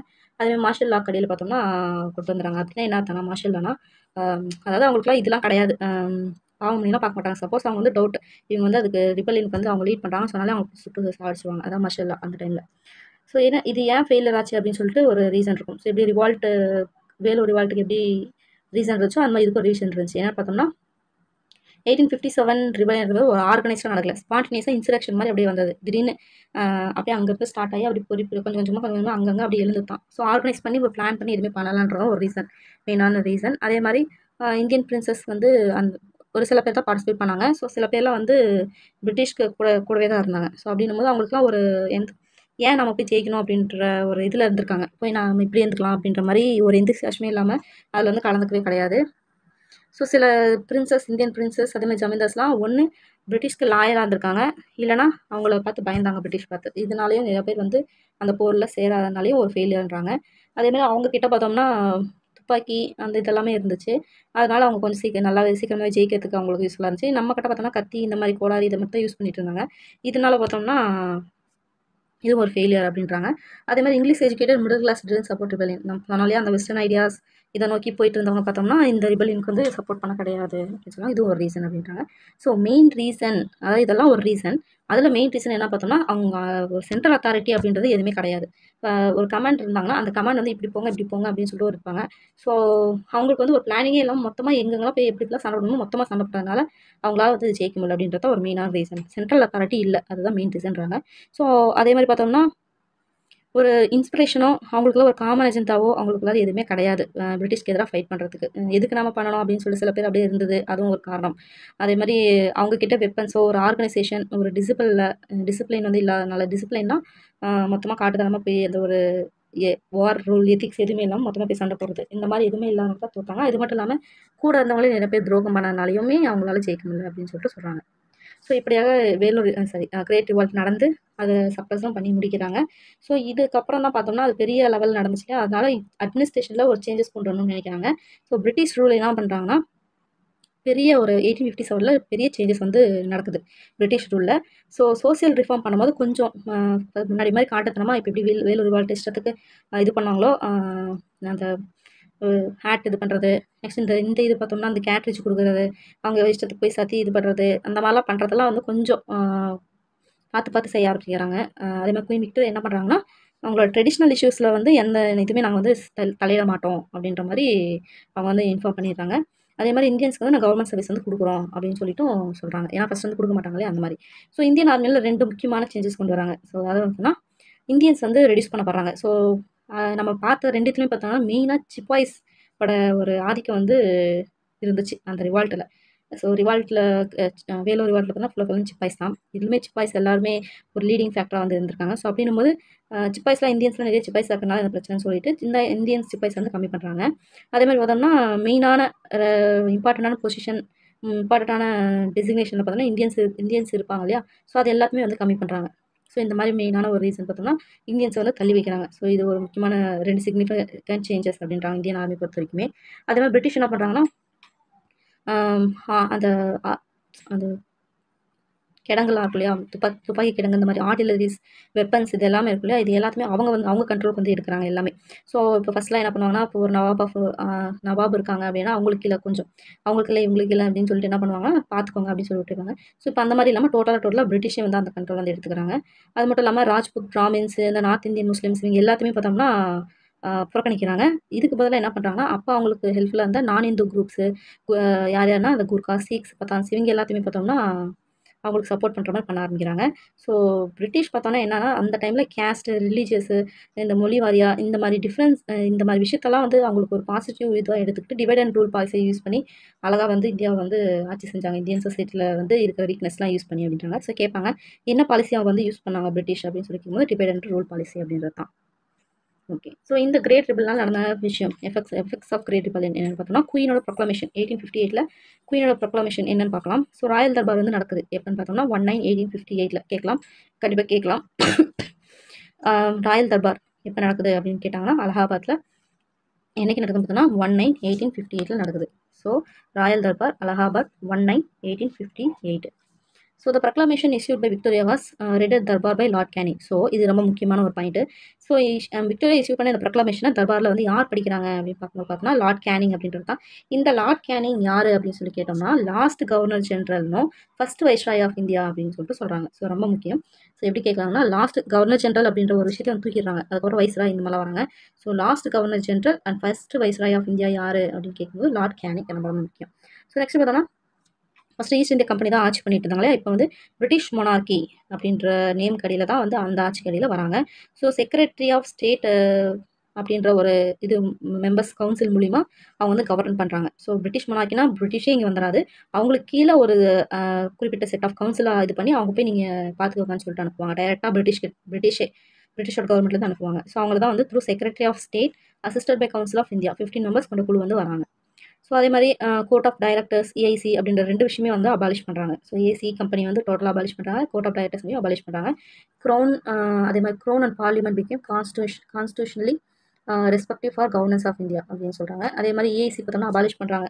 ஏஐசி வச்சுருந்த செப்பரேட் ஆர்மியாக எல்லாத்தையுமே அபாலிஷ் பண்ணி எல்லாத்துக்குமே க்ரௌன் கூட எமர்ஜ் பண்ணுறாங்க. தனியாக ஏஐசிக்கு இல்லை தனியாக ஆர்மியில் எதுவுமே கிடையாதுன்னு சொல்லிட்டு. அதேமாதிரி proclamation endorse treaties made by company with princes promise to respect their rights dignity and honour and okay என்ன சொல்கிறாங்கன்னா அந்த ப்ரொக்ளமேஷனில் வேறு என்ன சொல்கிறாங்கன்னா பிரின்சஸ் இவங்கெல்லாம் இருந்தாங்களே அவங்களெல்லாம் ரொம்ப அசிங்கப்படுத்திருப்பாங்க ஏசி இவங்களாம். ஸோ அந்த மாதிரிலாம் நாங்கள் எதுவுமே பண்ண மாட்டோம். உங்களை நாங்கள் ரெஸ்பெக்ட் பண்ணுவோம். உங்களோட ரைட்ஸ் எல்லாத்தையுமே நாங்கள் திருப்பி கொடுக்குறோம் அப்படின்னு சொல்லிட்டு அவங்க வந்து சொல்லியிருப்பாங்க. அதே மாதிரி இதுக்கு மேலேயும் வந்து பிரிட்டிஷ் வந்து நாங்கள் இந்தியா வந்து எக்ஸ்ப்ளைட் பண்ணுறது ப்ரொசஸ் பண்ணுறது வந்து நாங்கள் கம்மி பண்ணிக்கிறோம் அப்படின்ற மாதிரி அவங்க வந்து ஒரு ப்ரொக்ளமேஷன் வந்து சொல்கிறாங்க. ஸோ அதே மாதிரி நியூ கவுன்சில் ஆஃப் 1861 அதுபடி என்ன சொல்கிறாங்கன்னா இந்தியன் நாமினேஷன் வந்து பார்லிமெண்ட்டில் அவங்க வர மாதிரி நம்ம பண்ணலாம் அப்படின்னு சொல்கிறாங்க. ஸோ நியூ கவுன்சில் ஆஃப் 1861 படி லெஜிஸ்லேட்டிவ் கவுன்சில் ஆஃப் 1853 யூரோப்பியன்ஸ் மட்டும் தான் இருப்பாங்க. இந்தியன் ஒப்பீனியன்ஸ் வந்து அவங்க கேட்க மாட்டாங்க. ஸோ அதை இது பண்ணிவிட்டு நியூ கவுன்சில் ஆஃப் 1863 வந்து இந்தியாவோட இதுவும் இருக்கும் அப்படின்ற மாதிரியும் அவங்க வந்து சொல்கிறாங்க. ஸோ லெஜிஸ்லேட்டிவ் கவுன்சில் ஆஃப் 1853 போயிட்டு நியூ கவுன்சில் ஆஃப் 1861 வந்து இந்தியன்ஸ் வந்து பார்ட்டிசிபேட் பண்ணலாம் அப்படின்ற மாதிரி சொல்கிறாங்க. நெக்ஸ்ட் பார்த்தோம்னா இந்த மாதிரி டாக்டர் லா பாலிசி ஆஃப் அனக்சேஷன் எல்லாத்துமே இது பண்ணுறாங்க. அதே மாதிரி ஜெண்டர் பாடன் அதாவது rebels granted to rebels except who directly killing British. So British ஆளுங்களை வந்து கொண்டவங்களை தவிர மித்த எல்லாத்துக்குமே வந்து மன்னிக்கிறாங்க. ஸோ இதுக்கு மேலே அது மாதிரி தான் இருக்கும் அப்படின்றாங்க. Educational public works road railway telegraph irrigation இது எல்லாமே பார்த்தோம்னா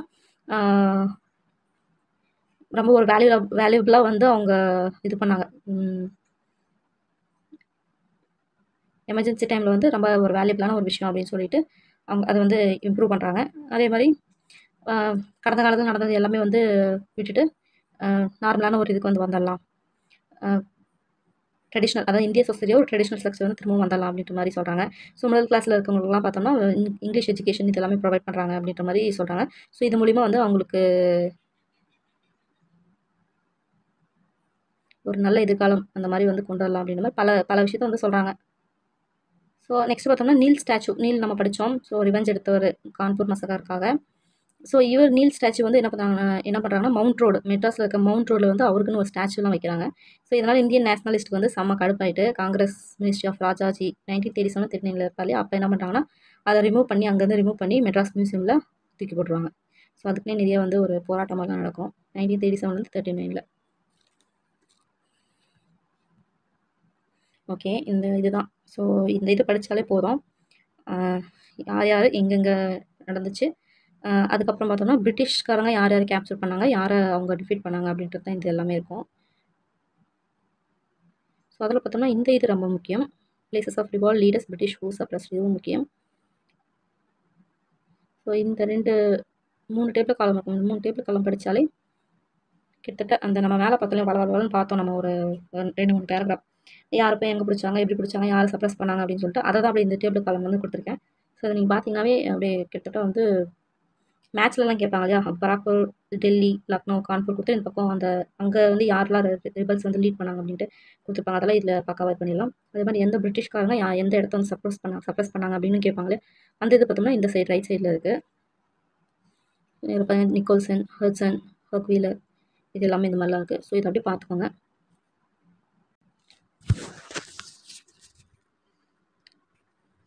இது அப்படியே நீங்கள் பார்த்தீங்கன்னாவே ஸ்க்ரீன்ஷாட் மாதிரி எடுத்து நீங்கள் நோட் பண்ணிக்கோங்க. அதே மாதிரி இந்த டேபிள் காலம்.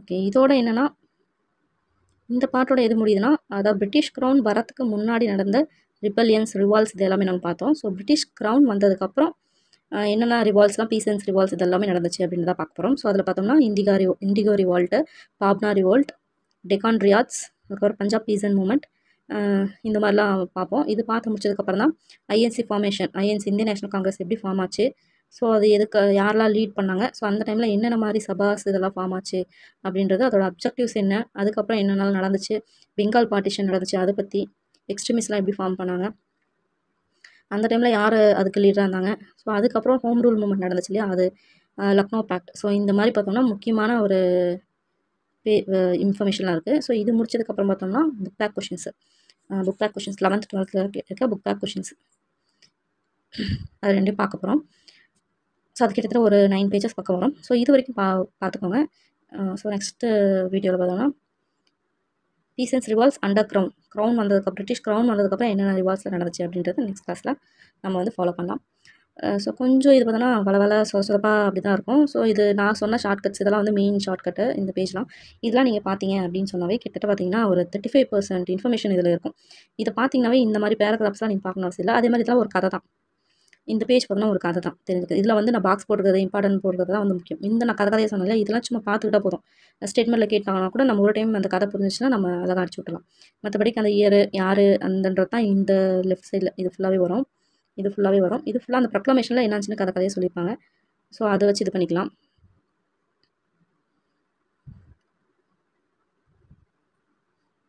ஓகே, ஸோ இது வரைக்கும் ஆன்டி காலோனியலில் பார்த்தோன்னா பீசன்ஸ், ட்ரைபல் அப்ரைசிங் இது ரெண்டும் நம்ம பிரிட்டிஷ் க்ரௌனுக்கு முன்னாடி வரைக்கும் பார்த்துட்டோம். நெக்ஸ்ட் கிளாஸில் பீசன்ஸ் ரிவால்ட்ஸ் அண்டர் க்ரௌன் கீழே என்னென்னலாம் வருது அப்படின்னு சொல்லிட்டு பார்க்கலாம். நெக்ஸ்ட் வீடியோவில் மீட் பண்ணுறேன். பாய்.